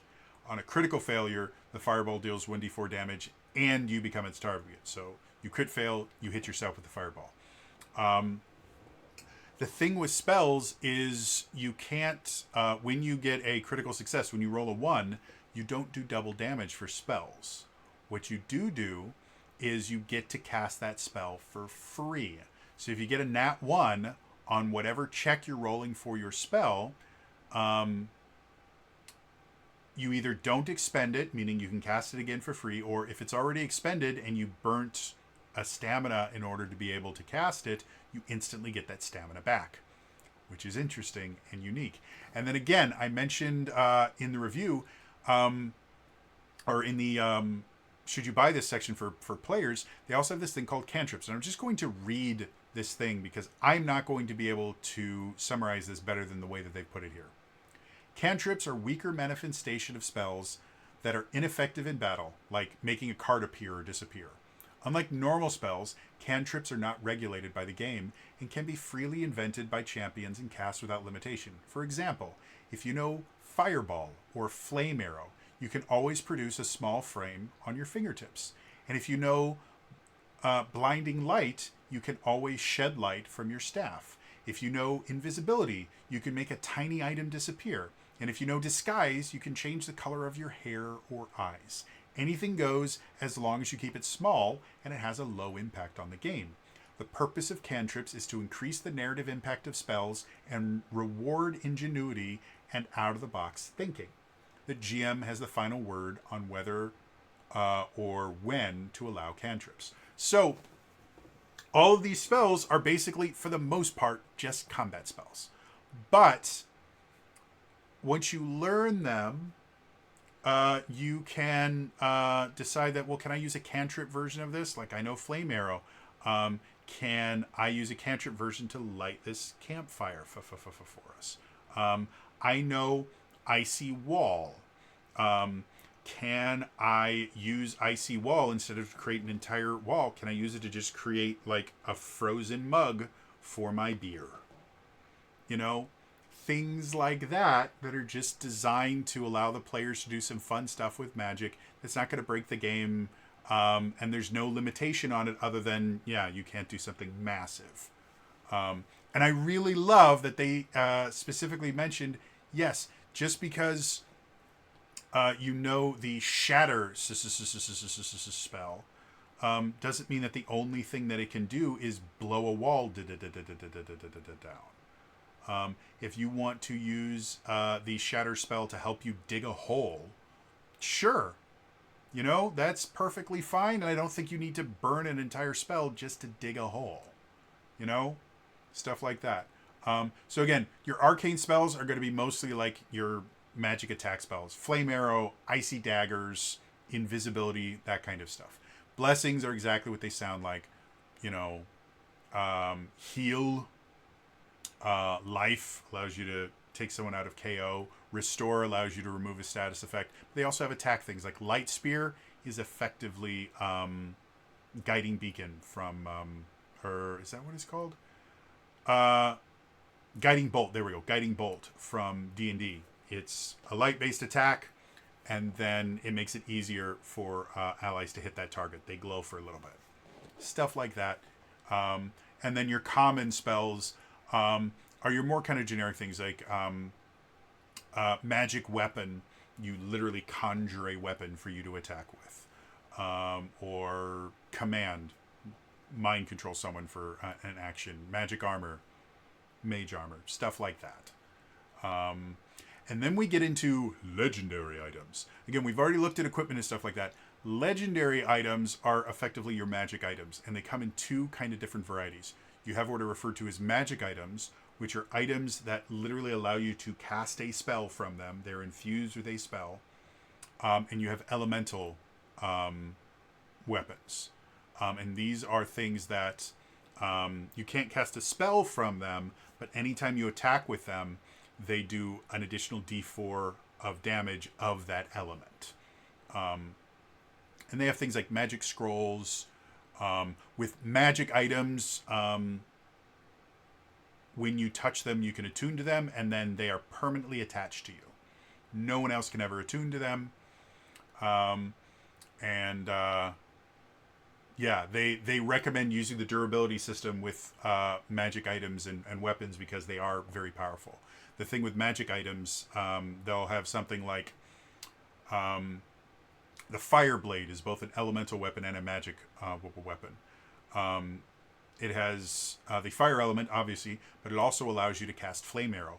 And unlike if a Way of Magic character were to cast Flame Arrow, where they would have to make a knowledge roll under their knowledge check, with a Fire Blade, you just cast Flame Arrow. That's it.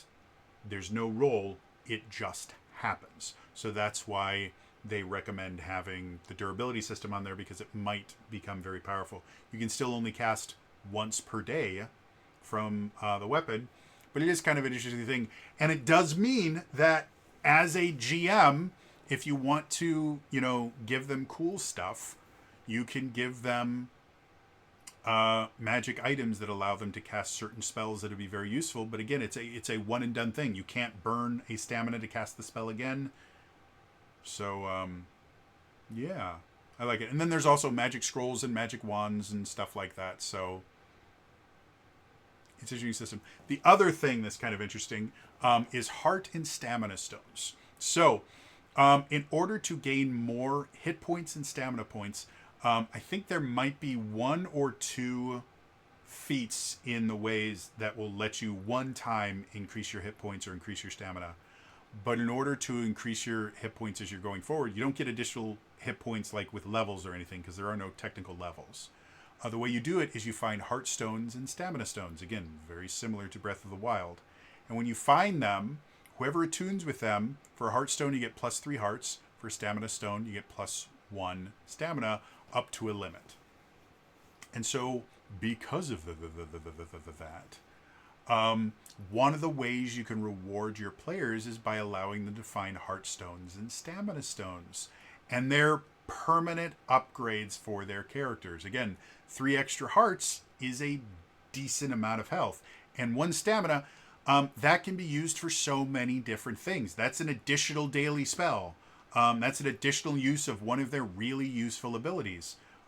So by hiding these heart stones and stamina stones inside landmarks, inside boss chests, things like that, it gives them even more incentive to explore, or having NPCs give them one of these things as a reward. It also means that because they're physical items, the players themselves can kind of decide who to divvy these things up to, which might create party conflict, might not. But again, it's not something that's limited to, oh, well, I leveled up so I get more hit points. Nope. Everything is about finding new items and new things in the game. And I love that. I think it's amazing. Yeah, moving on. Chapter 5, To Adventure. So, This is kind of the GM focused chapter. So it gives some advice for game masters. It's pretty basic advice. Like, this is not something like the DMG for D&D 5.5 where it gives a really, really good explanation of, what is being a dungeon master. These are different things you can do. This is much more kind of bare bones, which fits with the idea of Twilight Sword, where it is a much more rules-light thing, so they're not going to give you a bunch of different tables to roll on and all these things. Here, they give a bunch of best practices, things like be prepared, be flexible, take your time, ask questions, make calls. They have a specific section where it's called Not Against the Champions, where it's telling you, your job, it's not you versus the players. You're meant to challenge the players, not, fight against them. If they win, you don't lose. If they win, everybody wins. They introduce countdown rolls, your standard clock style things. The idea of quests and deeds. Quests are, again, adventures. The way they describe them here, a quest is usually played across several sessions, depending on your pace. Quests that are resolved within a single session are called one-shots. So quest is adventure. Deeds are the kind of sub things that you do in the quest. They can be helping people, exploring a landmark, defeating a boss, stuff like that. A quest can feature up to 3 different deeds. And for every deed that you succeed at, once you complete a quest, you gain 1 hope. So that basically creates... Oh, and they do have pictures of their version of chocobos. And they're 100% chocobos. No other... They're chocobos. This kind of creates the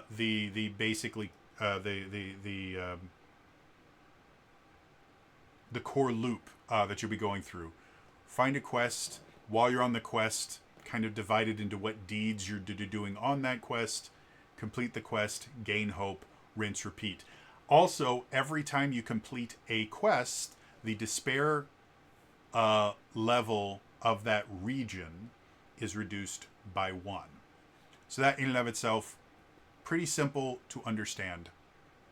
They have a section talking about landmarks and traps and stuff like that, and landmarks that you can't start exploring until you get something else, which is actually a really, really useful thing to kind of encourage players to explore, is you come to a landmark and the door is locked. Well, the players are instantly going to go, well, something good must be in there, but the door is locked. Well, all right, I want to figure out how do we open the door? Well, as you look around, you can find this mural, and it shows this red orb being inserted into this thing, and then the door opens. Oh, we need to go find a red orb, and now they have their next thing.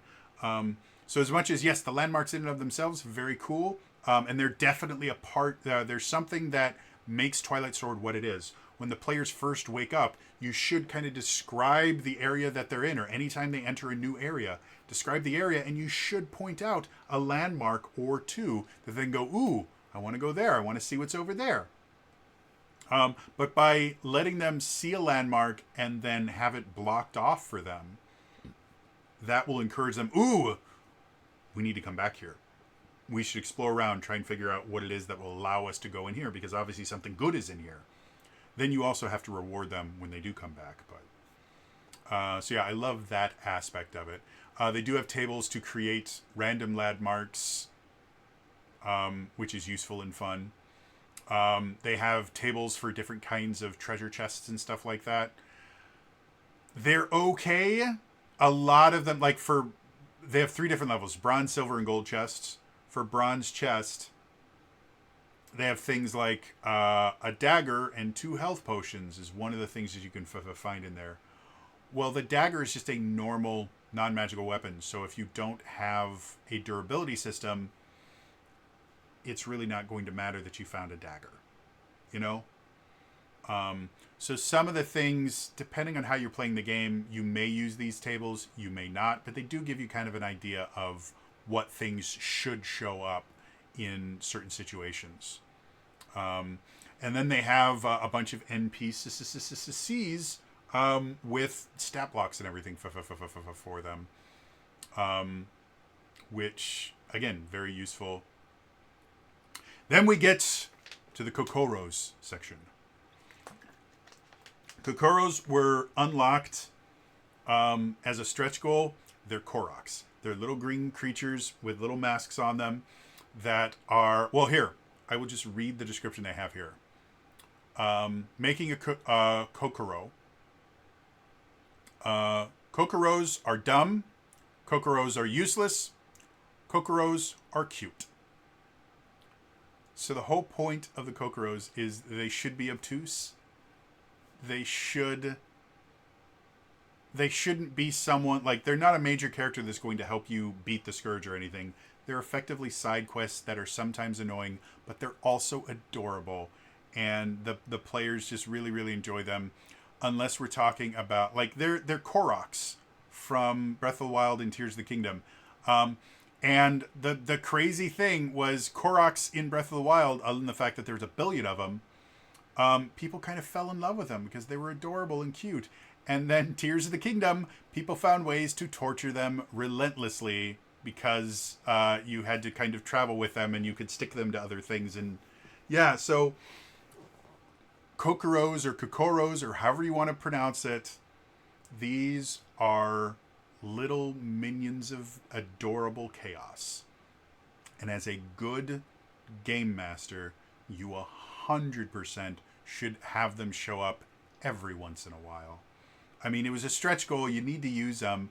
And they're just, again, it's fun to have a little, squeaky voice character go, "Hello, I'm hungry."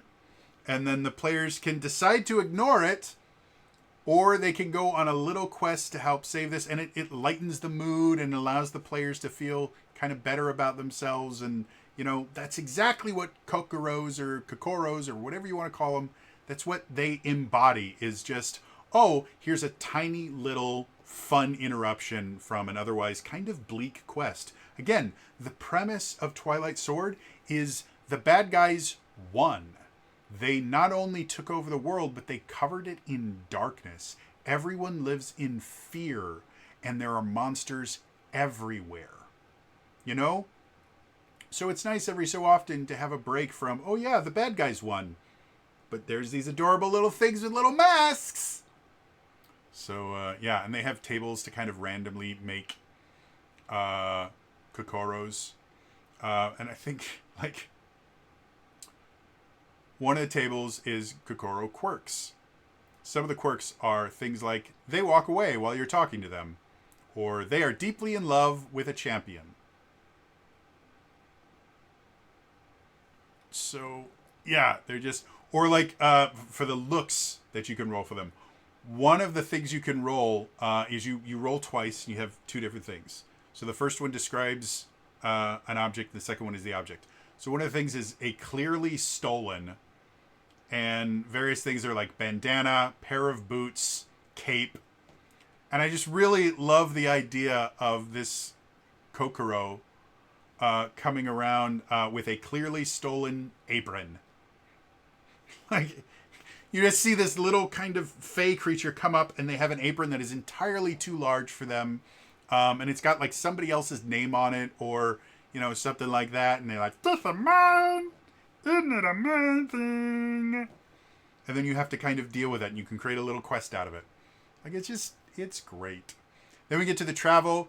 Again, they have travel events. They also give you kind of guidelines on how to make custom tables.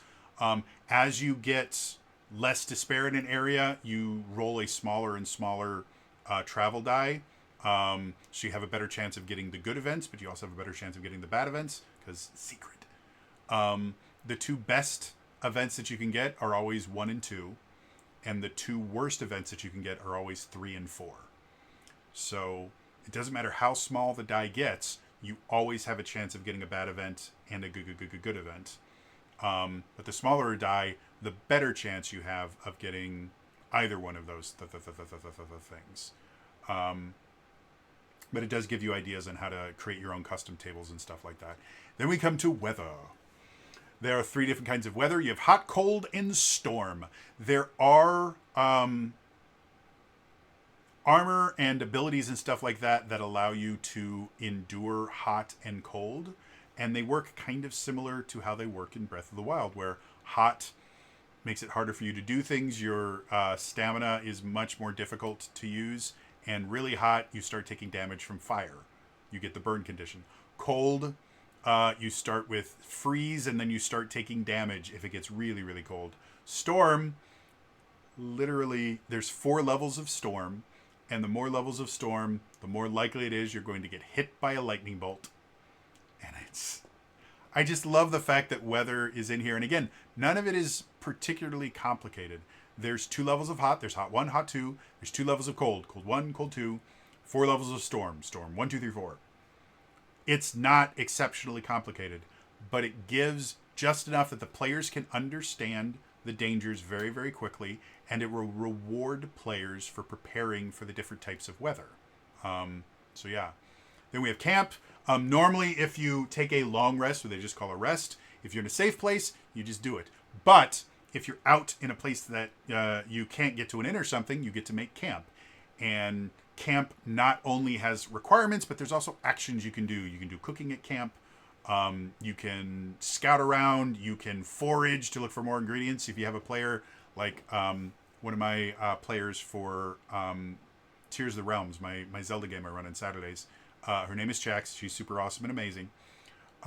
She is obsessed with the cooking system because Chax is the only person I have ever met that while playing Breath of the Wild ran out of cooking slots. Some of you didn't know that there was a limited amount of cooking slots available in Breath of the Wild and Tears of the Kingdom because you never cooked that many things. She constantly had full cooking slots. All the time, she would have to sit there and go, but I want to cook, but I'm full. I guess I'll have to eat something so that I can cook more. And so she's kind of obsessed with the cooking system. So one of these days, I'm going to run a game with her, and she's going to build her. I will guarantee you she's going to build her character around cooking. I will guarantee it. So yeah, camp system, again, very, very simple. But it's got enough stuff there that your players will be able to feel like anytime they make camp, their character is going to be able to do something interesting. So yeah, moving on. Chapter 6, Campaigns. So this is where we start getting into more kind of interesting things. Again, your quests and session, like quests are like little like one shots or multi shots, things. A campaign is a collection of quests. They have a specific kind of campaign called a legend. And a legend is a big campaign whose goal is to defeat the Scourge once and for all. But that doesn't mean that those are the only kind of campaigns that you can have. So the first thing they talk about, the lands of Radia. They have a really cool map that's split into a bunch of different squares. And so if you're playing this at a physical table, what you can literally do, if you get the physical card chest, or you just print off the cards, is you have the whole map and it's laid out in a grid, A, B, C, D, E, and then 1, 2, 3, 4, 5. So it's a 5x5 grid. And you can basically have all of the map squares flipped over. And what you do is wherever the players start, you flip over only that square, and then they can kind of explore. And when they get to the edge, you flip over the next one, and it allows them to kind of explore this world without knowing where everything is all at once. And I really, really enjoy that from a game master perspective, because a lot of times when you show the players the world map, they see the whole thing, or you have to use Fog of War or something like that. This is literally built to allow them to understand, okay, this is where we are, and now we're going to move here, and now we're going to move here. And a lot of times for world maps and stuff like that, like I tend to do them on virtual tabletops, but printing out a full world map for an in-person thing is expensive and annoying. This has everything that you need. Now, you can't like shuffle them around and create a new map every time. No, they're really designed to only work in one way. But it's kind of cool. And then we go to this whole map is divided into a bunch of different regions. And we'll deal with that in a second. And then we talk about the Scourge. And they give different kind of explanations for the Scourge. The Scourge might be the big bad guy. You know, the Scourge is an actual physical person. The Scourge might be the Cataclysm. It's a catastrophic event that threatens to destroy the land. So it's not an actual person, but it's an event that you're trying to stop. Or the Scourge might be the mystery. It's seemingly completely unrelated things that eventually coalesce into something. And so, yeah, so they give you a bunch of different kind of explanations for what the Scourge might be. And then we go into kind of the description of hope and despair and how to raise hope and lose hope and stuff like that. And the act of kind of deciding how much despair is in each region. And they have this cool little section where they say there is still beauty. And again, I'm just going to read it directly from there because I can't summarize this better than they can. Even filled with despair, the lands are still beautiful and their inhabitants haven't lost their warmth and kindness. In some places, the hold of the Scourge is more noticeable, but the vast majority of the lands is still charming to the eyes of the traveler. Make sure that the lands are a comfortable and cozy place, somewhere you'd want to live, even with all their troubles and the dark shadow of the Scourge lurking over them. After all, goodness and beauty can be found everywhere, and protecting them is the reason why champions keep fighting every day. And I love that idea. This idea of you're in a world where the bad guys won, and just because the bad guys won doesn't mean all beauty from the world is gone. You know, the reason that you want to save this world is because of the beauty of the land, the beauty of the people themselves, the beauty of the society and the culture. Like, I love that they specifically kind of call that out. So yeah, kind of mechanics for how despair works. And then we get into the section where developments. You can plan that as despair drops, certain things happen. So their example, at Despair 3, a strange tower emerges from the earth. At Despair 2, monsters attack the village. At Despair 1, the village elders call you to reveal a hidden truth. And also at Despair 1, a final boss appears. So you can kind of plan these like region-wide events based on where the despair is and what happens every time they lower the despair. And they specifically talk about the idea that as despair goes, you know, the land kind of starts to heal and people start to come back, but the Scourge is going to realize they're losing grip there, and so they'll become more aggressive in that area until the despair is gone completely.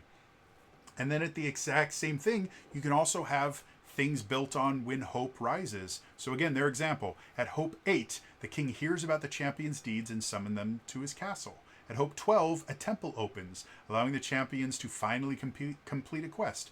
At Hope 15, a new passage is revealed, making it easier for champions to reach a remote region. At Hope 20, the Kokoros entrust a champion with a legendary sword. So you can plan events around the idea of despair levels go down, this is what the bad guys do. Hope levels go up, this is what the good guys do.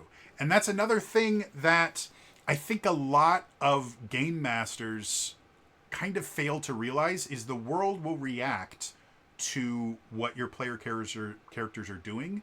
And depending on how organized the bad guys are in your campaign, when they see you succeeding and making it harder for them to do things, they may become more aggressive, they may focus on more things, or they may move away from that area.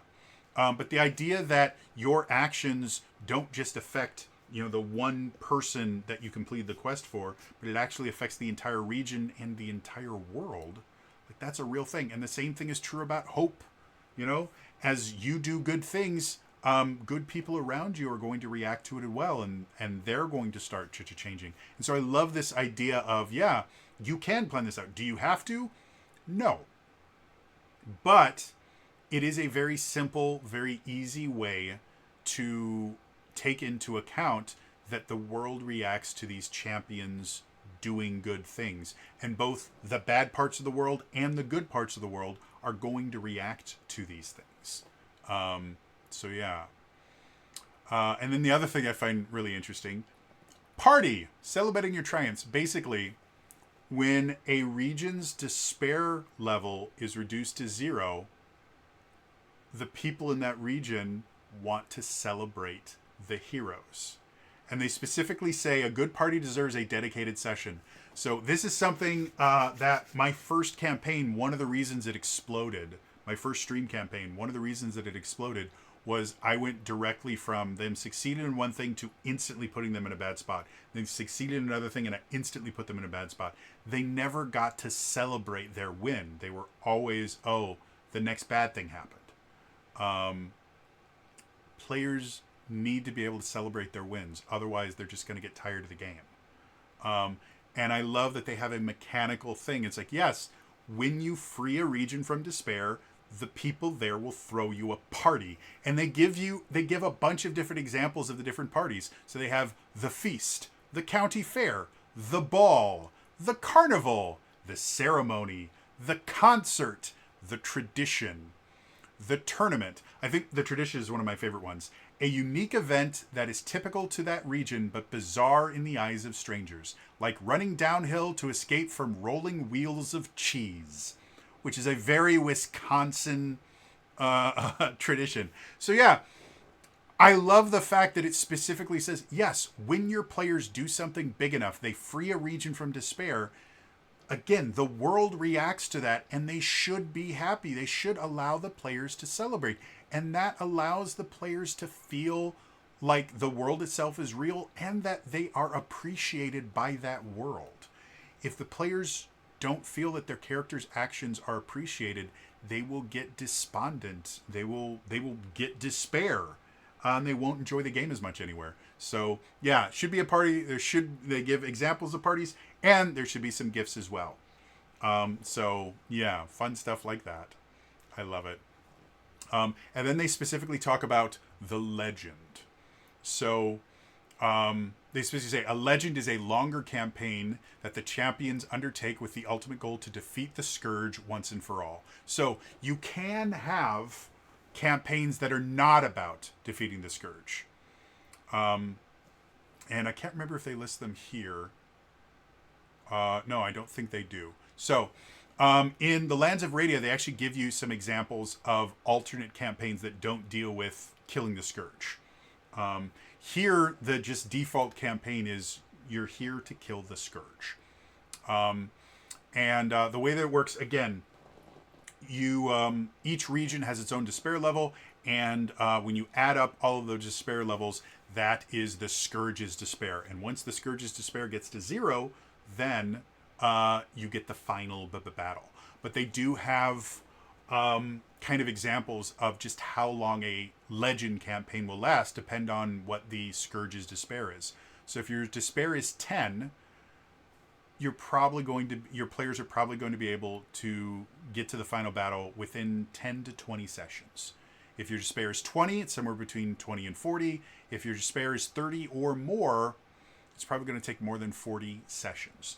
And so by doing really quick math, if you do one adventure a month, like if you play once a month, which is not an uncommon thing for a lot of adults, and you have despair 10, that probably means it's going to take you a year to a year and a half to get through the full campaign. If you're doing if you're meeting once a week, then you can get through a despair 10 campaign in a couple months. So by understanding that, the total despair of the different regions and everything like that, and the scourge's despair is going to affect how long it's going to take. It's also going to affect how powerful the characters are, because for every 4 hope, they get an advancement with no upper limit. And basically, to get rid of 1 despair, you need to complete 1 quest, which can give you up to 3 hope. So if you have 10 despair, your players are probably going to be in the neighborhood of 30 hope by the time they're done with that, which means they've gotten roughly around 7 advancements. Whereas if they're going 30 despair.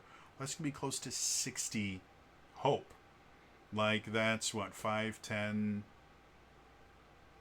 I think that's 15 advancements. Like, that's a lot.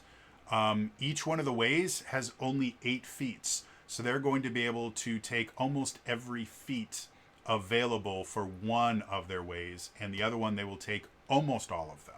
Now there's 1 feat in every single way that allows you to take it multiple times, but so yeah, understanding that the more despair, the more powerful they're going to be when they're fighting this boss.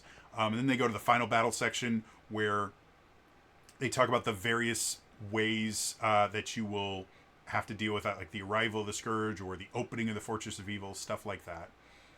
And then the final section, they talk about patrons, which is kind of an interesting thing. Patrons are effectively a DMPC, but their entire purpose is they're meant to be more powerful than the characters, but they only kind of interact when... they only intervene when the players really, really need them. And they tend to be kind of like a guide. So for an inexperienced DM, it'd be very, very simple for the patrons to very quickly become the bad DMPC, where they're always doing things for the players. But when they specifically put in there that it's supposed to be very, very rare that they show up, and once a patron intervenes, there's actually a countdown roll. They can't intervene again for a number of sessions.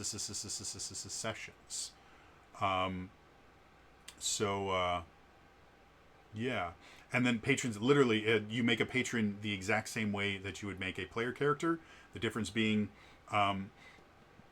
they immediately get an advancement. So in general, they're at least one advancement ahead of the players, and then they level up with the players. So, yeah. And that's that. Moving on. Chapter 7, Radia. This is the kind of lore chapter. It shows the different regions. It's got some amazing artwork in here as well. But it shows how they're kind of broken up. It gives, you have a full color map of Radia.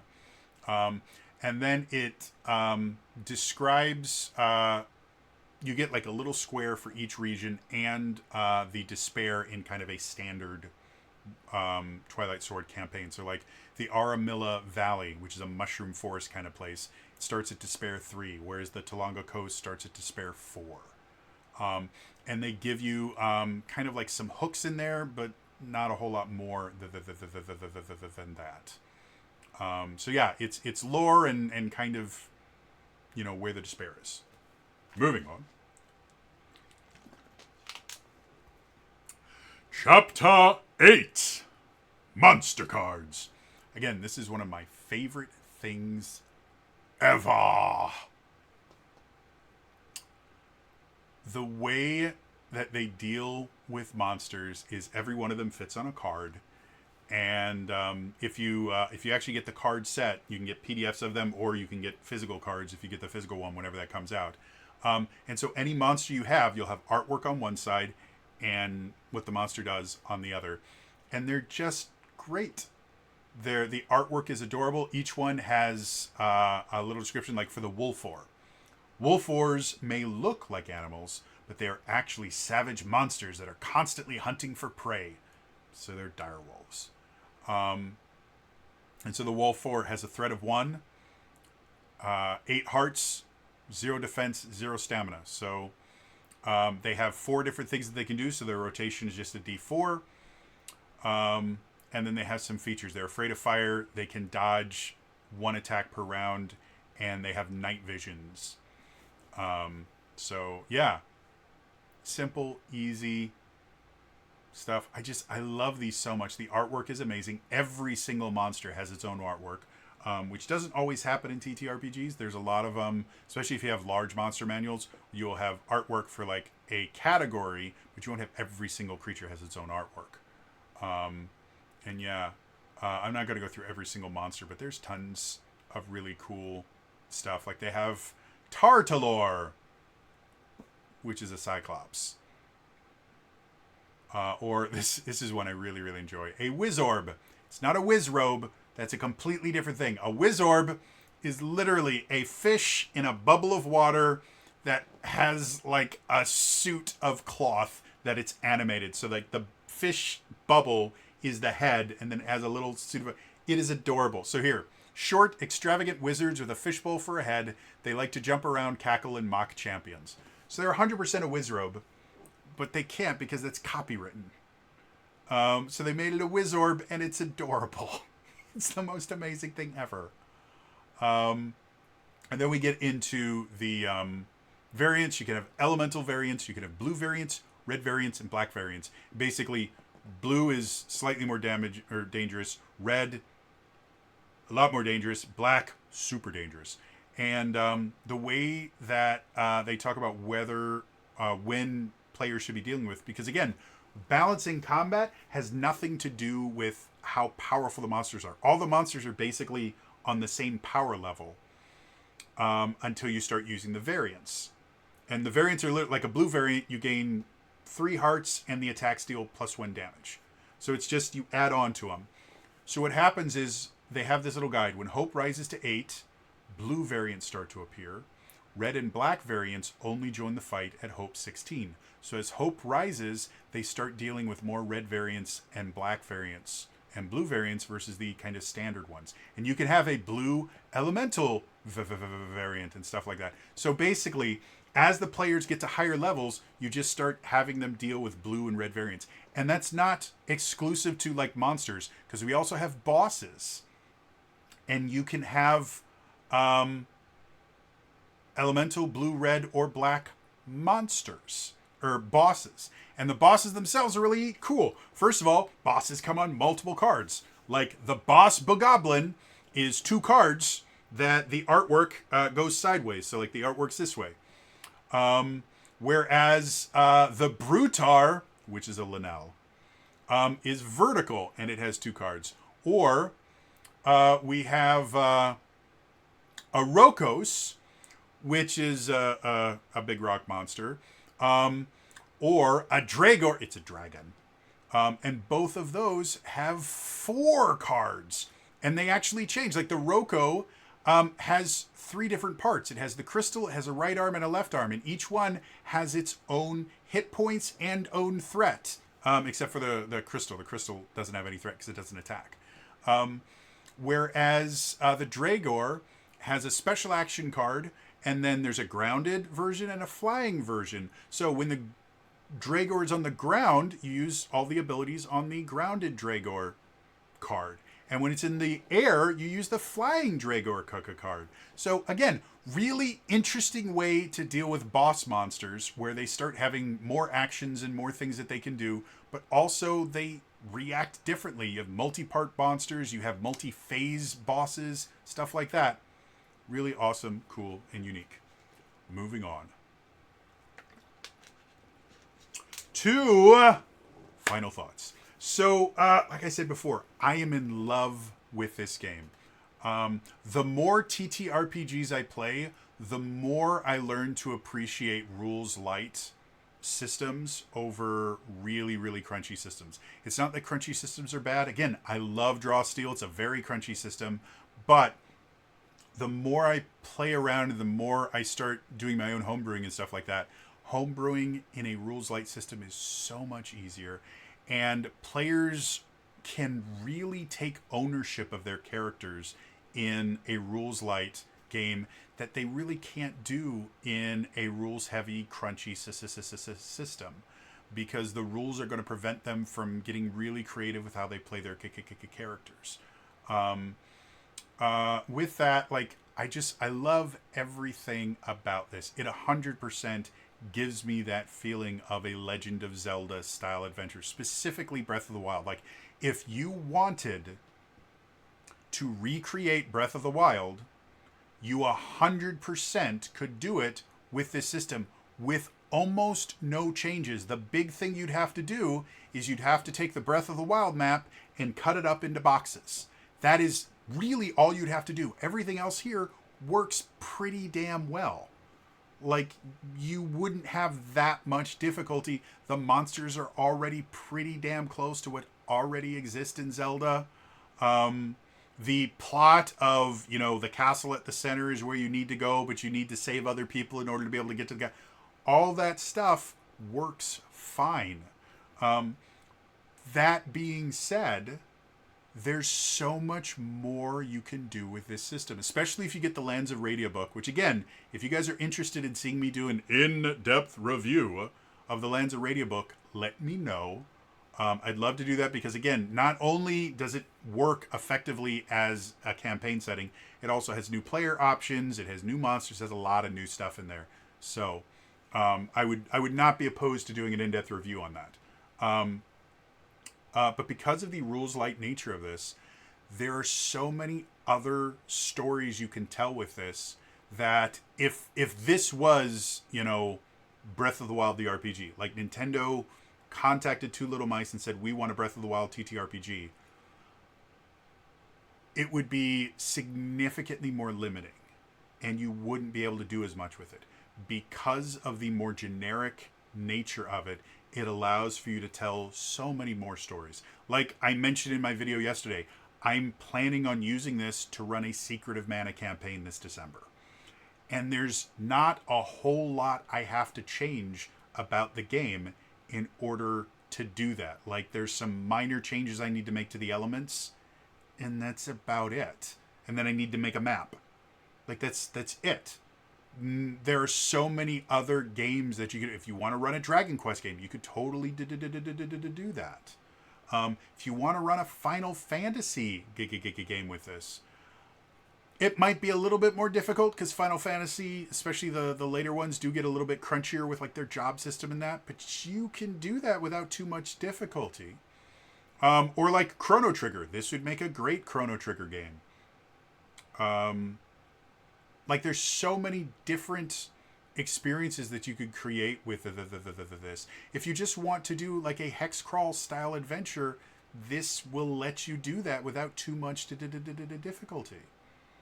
So yeah, I'm blown away by how unique and interesting this game is, and I can't wait to play it more. Again, I've played one session with it thus far, and I had an absolute blast. So yeah.